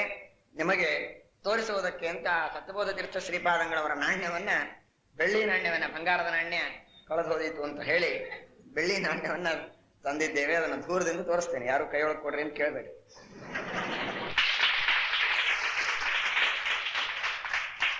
ಗುರುರಾಜ ಶ್ರೀ ಸತ್ಯಬೋಧ ಅಂತ ಒಂದು ಕಡೆಗೆ ಮಧ್ಯದಲ್ಲಿ ಅವರು ಜಪ ಮಾಡತಕ್ಕಂತಹ ಚಿತ್ರ, ಹಿಂದೆ ಶ್ರೀ ಗುರುರಾಜೋ ವಿಜಯತೆ ಅಂತ ಕಮಲದಲ್ಲಿ ಬರೆದಂತಹ ಹೆಸರು, ಮುಂದೆ ಅವರು ಕುಳಿತಂತಹ ಚಿತ್ರ, ಹಿಂದೆ ಕಮಲದಲ್ಲಿ ಅವರ ಹೆಸರನ್ನ ಬರೆದು ಶ್ರೀ ಗುರುರಾಜೋ ವಿಜಯತೆ ಎಂಬುದಾಗಿ ಇದೇ ತರಹ ಬಂಗಾರದ ನಾಣ್ಯಗಳು ಸತ್ಯಬೋಧ ತೀರ್ಥ ಶ್ರೀಪಾದಂಗಳವರು ಮಾಡಿಸಿದ್ರು ಅಂತ ನಾವು ಕಾಣ್ತೇವೆ. ಅಂತಹ ಮಹಾನುಭಾವರ ವಿಶೇಷವಾದಂತಹ ಅನುಗ್ರಹ ನಮ್ಮ ಮೇಲೆ, ನಿಮ್ಮ ಮೇಲೆ, ಎಲ್ಲರ ಮೇಲೂ ಕೂಡ ಇರಲಿ ಅಂತ ಹೇಳಿ ನಾವು ಪ್ರಾರ್ಥನೆ ಮಾಡಿ, ಇವತ್ತಿನ ಉಪಾಸ್ಯ ಮೂರ್ತಿಗಳಾದಂತಹ ರುದ್ರದೇವರ ಅನುಗ್ರಹವು ನಮ್ಮೆಲ್ಲರ ಮೇಲೆ ಆಗಲಿ. ತ್ರ್ಯಂಬಕಂ ಯಜಾಮಹೇ ಸುಗಂಧಿಂ ಪುಷ್ಟಿವರ್ಧನಂ ಉರ್ವಾರುಕಮಿವ ಬಂಧನ ಮೃತ್ಯೋಹೋ ಮುಕ್ಷೀಯ ಮಾಮೃತ. ಎಲ್ಲ ಸಂಸಾರದಿಂದ ನಮ್ಮನ್ನ ಉದ್ಧಾರ ಮಾಡಿ ಅಮೃತಾತ್ ಮೋಕ್ಷಕ್ಕೋಸ್ಕರವಾಗಿ ನಮ್ಮನ್ನ ಈ ಸಂಸಾರದಿಂದ ಮೇಲ್ ತೆಗೆದು ಬಂಧನದಿಂದ ಮೇಲೆತ್ತಿ ನಮಗೆ ಉತ್ತಮವಾದಂತಹ ಮೋಕ್ಷಾದಿ ಪುರುಷಾರ್ಥಗಳಿಗೆ ಸಾಧನೀಭೂತವಾದ ಜ್ಞಾನವನ್ನ ಆ ರುದ್ರದೇವರು ಮನೋಭಿಮಾನಿಗಳು ನಮಗೆಲ್ಲ ಕರುಣಿಸಲಿ ಎಂಬುದಾಗಿ ಪ್ರಾರ್ಥನೆಯನ್ನ ಮಾಡಿಕೊಂಡಿದ್ದಾರೆ. ಈ ತ್ರ್ಯಂಬಕ ಅಂತನ್ನುವ ಶಬ್ದ ನಿಜವಾಗಿ ರಾಮದೇವರನ್ನ ಹೇಳಿಕೊಡುವಂತಹ ಶಬ್ದ. ಯಾಕೆ ಅಂದ್ರೆ 3 ಜನ ತಾಯಂದಿರಿದ್ದ. ಅಂಬಾ ಅಂದ್ರೆ ತಾಯಿ, ತಿಸ್ರಹ ಅಂಬಾಹ ಯಸ್ಯ ಸಹ ತ್ರ್ಯಂಬಕಃ ಅಂದ್ರೆ ಕೌಸಲ್ಯ, ಸುಮಿತ್ರ ಹಾಗೂ ಕೈಕೇಯಿ ಎಂಬ 3 ತಾಯಂದಿರನ್ನ ಪಡೆದುಕೊಂಡಿರತಕ್ಕಂಥವನು ರಾಮಚಂದ್ರ ದೇವರು. ಆದ್ದರಿಂದ ಅವನಿಗೆ ತ್ರ್ಯಂಬಕ ತ್ರ್ಯಂಬಕ ಅಂತ ಕರೀತಾರೆ. ಏನಪ್ಪ, ಸಣ್ಣ ಏನು ಬರದೇ ಇದ್ದಂತಹ ಸಣ್ಣ ಸಣ್ಣ ಕೂಸುಗಳನ್ನು ಕೂಡಿಸಿಕೊಂಡು ಅಜ್ಜಿಯರು ಕಥೆ ಹೇಳಿದ ಹಾಗೆ 3 ಜನ ತಾಯಿಯರು ಅಂತ ಹೇಳ್ತಿರಲ್ಲ, ರಾಮದೇವರಿಗೆ ಒಬ್ಬಳು ತಾಯಿ, ಕೌಸಲ್ಯ ಮಾತ್ರ ತಾಯಿಯೇ ಹೊರತು ಸುಮಿತ್ರ ಕೈಕೇಯಿ ರಾಮದೇವರ ತಾಯಿ ಹೇಗಾಗ್ತಾರೆ ಅಂತ ಕೇಳಿದರೆ, ಯಾವ ಅಂಬಾ ಎಂಬ ಶಬ್ದವನ್ನ ವೇದ ಬಳಸ್ತಾ ಇದೆ, ಇದೇ ಅಂಬಾ ಎಂಬ ಶಬ್ದದಿಂದ ರಾಮದೇವರು ಕೈಕೇಯಿಗೆ ಸಂಬೋಧನೆ ಮಾಡ್ತಾನೆ. ಮೈ ಪತತಿ ಗರಿಯಾನ್ ಅಂಬತೆ ಪಕ್ಷಪಾತ. ಏನೋ ಕರೆದಿದ್ದಾನೆ, ಎಲ್ಲೋ ಕರೆಯುವಾಗ ಕರೀತಾನೆ, ಅದನ್ನೇ ಹಿಡ್ಕೊಂಡು ಕೂತ್ರೆ ಹೇಗೆ, ಇದೆಲ್ಲ ನಿಮ್ದೇ ಆಸ್ತಿ ಅಂತಂತಾರೆ. ಓ ನಮ್ದೇನಾ, ಹಾಗಾದ್ರೆ ಸರಿ ಹೇಳ್ಬಿಡು, ನಮ್ಮ ಎಲ್ಲಾರನ್ನು ಕರೆದುಕೊಂಡು ನಾವ್ ಇಲ್ಲೇ ವಾಸ್ತವ್ಯ ಮಾಡ್ತೇವೆ, ತಾವು ಹೊರಗೆ ಹೋಗ್ಬೋದು ಅಂತ ಹೇಳಿದ್ರೆ, ಏನೋ ಮನೆಗೆ ಬಂದವ್ರಿಗೆ ಉಪಚಾರ ಮಾಡ್ಲಿಕ್ಕೆ ಎಲ್ಲ ನಿಮ್ದೇ, ಏನ್ ಬೇಕಾದ್ರೂ ಉಪಯೋಗಿಸ್ಬೋದು ಅಂತ ಅಂತಾರೆ ಅಷ್ಟೇ ಹೊರತು ಅದನ್ನೇ ಕರೆ ಹಿಡ್ಕೊಂಡ್ರೆ ಹೇಗೆ ಅಂತಂದ್ರೆ ಹಾಗಲ್ಲ. ಉದ್ದೇಶ ಇದೆ. ವೇದಕ್ಕೆ ಆ ರೀತಿಯಾಗಿ ಹೇಳುವುದಕ್ಕೆ ಒಂದು ಉದ್ದೇಶ ಉಂಟು. ಏನು ಅಂದ್ರೆ, ಕೌಸಲ್ಯ, ಸುಮಿತ್ರ, ಕೈಕೇಯಿ ಈ 3 ಜನ ತಾಯಂದಿರು ರಾಮದೇವರಿಗಿದ್ದಾರೆ ಅಂತ ಯಾಕೆ ಹೇಳಿದ್ರು ಅಂದ್ರೆ, ಸುಮಿತ್ರ ಕೈಕೇಯಿ ಯಾವ ರೀತಿಯಾಗಿ ನಿಜವಾಗಿ ತಾಯಿ ಅಲ್ಲವೋ, ಕೌಸಲ್ಯನ ಹಣೆಬಾರನು ಇಷ್ಟೇ, ಅವಳು ನಿಜವಾಗಿ ತಾಯಿ ಅಲ್ಲ ಅಂತ ತೋರಿಸೋದಕ್ಕೋಸ್ಕರವಾಗಿ ಅವರ ಕೆಟಗರಿಯೊಳಗೆ ಈ ಕೌಸಲ್ಯನೂ ಹಾಕಿದೆ. ಇವಳಲ್ಲಿ ತಾಯಿ, ಜನ್ಮರಹಿತೆಯಾದ ಸ್ತಂಭಾರ್ಭಕನಾದ ಆ ಭಗವಂತನಿಗೆ, ಕಂಬದಿಂದ ಹುಟ್ಟಿ ಬಂದವನಿಗೆ ಕೌಸಲ್ಯ ಎಲ್ಲಿ ತಾಯಿ, ಕೈಕೇಯಿ ಸುಮಿತ್ರ ಕೆಟಗರಿ ಏನೋ ಅದೇ ಸ್ಥಾನದೊಳಗೆ ಇವಳು ಸೇರಿಸೋಳು ಅಂತ ಹೇಳಿ 3 ಜನರನ್ನ ಸೇರಿಸಿ ತ್ರಿಸ್ರಹ ಅಂಬಕ ಅಂಬಾಹ ಯಸ್ಯ ಸಹ ತ್ರ್ಯಂಬಕಃ ಎಂಬುದಾಗಿ ರಾಮದೇವರನ್ನ ಈ ಮಂತ್ರ ವರ್ಣನೆ ಮಾಡ್ತಾ ಇದೆ. ಅಂತಹ ರಾಮದೇವರು, ಅಂಬಕ ಅನ್ನೋ ಶಬ್ದಕ್ಕೆ ಕಣ್ಣು ಅಂತ ಅರ್ಥ ಇದೆ. 3 ಕಣ್ಣುಗಳು ರುದ್ರದೇವರಿಗಿದೆ, 3 ಕಣ್ಣುಗಳು ನರಸಿಂಹದೇವರಿಗೆ ಮುಖ್ಯವಾಗಿದ್ದದ್ದು. ಆ ನರಸಿಂಹದೇವರ ಉಪಾಸನೆ ಮಾಡಿದ್ದಕ್ಕೆ 3 ಕಣ್ಣುಗಳು ಇವರಿಗೆ ಬಂದಿದೆ. ಆದ್ರಿಂದ ಇವರಿಗೂ ಕೂಡ ತ್ರ್ಯಂಬಕ ಅಂತ ಕರೀತಾರೆ. ಮುಖ್ಯವಾಗಿ ನರಸಿಂಹದೇವರು ತ್ರ್ಯಂಬಕರು. ಅಥವಾ ತ್ರಿ ಅನ್ನೋ ಶಬ್ದಕ್ಕೆ ಕಂಬ ಅಂತ ಅರ್ಥ. ಯಾಕೆ ಅಂದ್ರೆ ಮೊನ್ನೆ ಹೇಳಿದ್ರ, ಮನೆ ಗಟ್ಟಿಯಾಗಿ ನಿಲ್ಲುವುದಕ್ಕೆ ಬೇಕಾದದ್ದು ಯಾವುದು? ಕಂಬ. ಕಂಬಗಳು ಮುಖ್ಯ ಬೇಕು. ತ್ರಾಯತೆ ಇತಿ ತ್ರಿಹಿ. ತ್ರಿ ಎನ್ನುವ ಶಬ್ದಕ್ಕೆ ಮನೆಯನ್ನ ರಕ್ಷಣೆ ಮಾಡತಕ್ಕಂತಹ, ಬೀಳದೆ ಇದ್ದಂತೆ ತಡೆದು ಹಿಡಿಯುವಂತಹ ಕಂಬಗಳು. ತ್ರಿಹಿ ಸ್ತಂಭ ಅಂಬ ಯಸ್ಯ ಸಹ ತ್ರ್ಯಂಬಕ ನರಸಿಂಹ. ಕಂಬದಿಂದ ಬಂದಂತವರು, ಕಂಬದ ಮಗ, ಅವರು ನಿಜವಾಗಿ ತ್ರ್ಯಂಬಕರು. ಆದ್ದರಿಂದ ತ್ರ್ಯಂಬಕ ಅಂತನ್ನೋ ಶಬ್ದಕ್ಕೆ ತ್ರಿ ಅಂದ್ರೆ ಮೂರು, ಮೂರು ಅಂತಂದ್ರೆ ತ್ರಿ ಅನ್ನೋ ಶಬ್ದಕ್ಕೆ ರಕ್ಷಕವಾದಂತಹ ಕಂಬ, ಕಂಬದಿಂದ ಹುಟ್ಟಿದವರು. ಆದ್ದರಿಂದ ತ್ರ್ಯಂಬಕ ಅಂದ್ರೆ ನರಸಿಂಹದೇವರು ಎಂಬುದಾಗಿ ತಿಳಿಯಬಹುದು ಅಂತ ಹೇಳಿಕೊಟ್ಟಿದ್ದಾರೆ. ಅಥವಾ ತ್ರ್ಯಂಬಕ ಅಂತ ರುದ್ರದೇವರಿಗೆ ಯಾಕೆ ಹೇಳ್ತಾ ಇದ್ದಾರೆ ಅಂತಂದ್ರೆ ಸ್ನಾನ ಮಾಡಬೇಕು. ತ್ರ್ಯಂಬಕ ಅಂತನ್ನೋ ಶಬ್ದಕ್ಕೆ ರುದ್ರದೇವರು ಅಂತ ಯಾಕೆ ಅರ್ಥ ಅಂದ್ರೆ ಭಾಗವತ ತಾತ್ಪರ್ಯದಲ್ಲಿ ಶ್ರೀಮದಾಚಾರ್ಯರು ಹೇಳಿಕೊಟ್ಟಿದ್ದಾರೆ. ರುದ್ರದೇವರು 3 ಸಲ ಹುಟ್ಟುತ್ತಾರೆ. ವೈಕಾರಿಕ ಅಹಂಕಾರ, ತೈಜಸ ಅಹಂಕಾರ, ತಾಮಸ ಅಹಂಕಾರಕ್ಕೆ ಅಭಿಮಾನಿಗಳಾಗಿ. ಬ್ರಹ್ಮದೇವರಿಂದ ವೈಕಾರಿಕ ಅಹಂಕಾರಕ್ಕೆ ಅಭಿಮಾನಿಗಳಾಗಿ ಹುಟ್ಟುತ್ತಾರೆ. ವಾಯುದೇವರಿಂದ ತೈಜಸ ಅಹಂಕಾರಕ್ಕೆ ಅಭಿಮಾನಿಗಳಾಗಿ ಹುಟ್ಟುತ್ತಾರೆ. ಶೇಷದೇವರಿಂದ ತಾಮಸ ಅಹಂಕಾರಕ್ಕೆ ಅಭಿಮಾನಿಗಳಾಗಿ ಹುಟ್ಟುತ್ತಾರೆ. ಮತ್ತು 3 ಸಲ ಹುಟ್ಟಿದರೆ ಬ್ರಹ್ಮದೇವರ ಮಡದಿಯಾದ ಸರಸ್ವತಿ, ಸೂತ್ರನಾಮಕರಾದ ವಾಯುದೇವರ ಹೆಂಡತಿಯಾದ ಶ್ರದ್ಧಾದೇವಿ, ಶೇಷದೇವರ ಹೆಂಡತಿಯಾದ ವಾರುಣಿ 3 ಜನ ತಾಯಿಯರಾದರು. ಆದ್ದರಿಂದ ತಿಸ್ರಃ ಸರಸ್ವತಿ ಶ್ರದ್ಧಾ ವಾರುಣಿ ರೂಪಾಃ ತಿಸ್ರಃ ಅಂಬಾಃ ಮಾತರಃ ಯಸ್ಯ ಸಹ ತ್ರ್ಯಂಬಕಃ. 3 ಜನ ವೈಕಾರಿಕ, ತೈಜಸ, ತಾಮಸ ಎಂಬ 3 ಅಹಂಕಾರಗಳಿಗೆ ಅಭಿಮಾನಿಗಳಾಗಿ ಹುಟ್ಟುವಾಗ 3 ಜನ ತಾಯಂದಿರನ್ನ ಪಡೆದಂಥವರು ರುದ್ರದೇವರಾದದ್ದರಿಂದಲೂ ಕೂಡ ಅವರಿಗೆ ತ್ರ್ಯಂಬಕ ಎಂಬುದಾಗಿ ಆ ರುದ್ರದೇವರಿಗೆ ಕರೀತಾರೆ. ಅಂತಹ ತ್ರ್ಯಂಬಕರಾಗಿರತಕ್ಕಂತಹ ರುದ್ರದೇವರು ನಮಗೆ 3 ವಿಧವಾದಂತಹ ಕಣ್ಣುಗಳನ್ನ, ಜ್ಞಾನಭಕ್ತಿ ವ್ಯಕ್ತಿಗಳನ್ನ ಕೊಟ್ಟು ನಮ್ಮನ್ನು ಉದ್ಧಾರ ಮಾಡಲಿ ಎಂಬುದಾಗಿ ಪ್ರಾರ್ಥನೆಯನ್ನ ಮಾಡಿ 2 ಮಾತನ್ನ ಇಲ್ಲಿಗೆ ಮುಗಿಸು. ಶ್ರೀಕೃಷ್ಣ ಅರ್ಪಣಮಸ್ತು.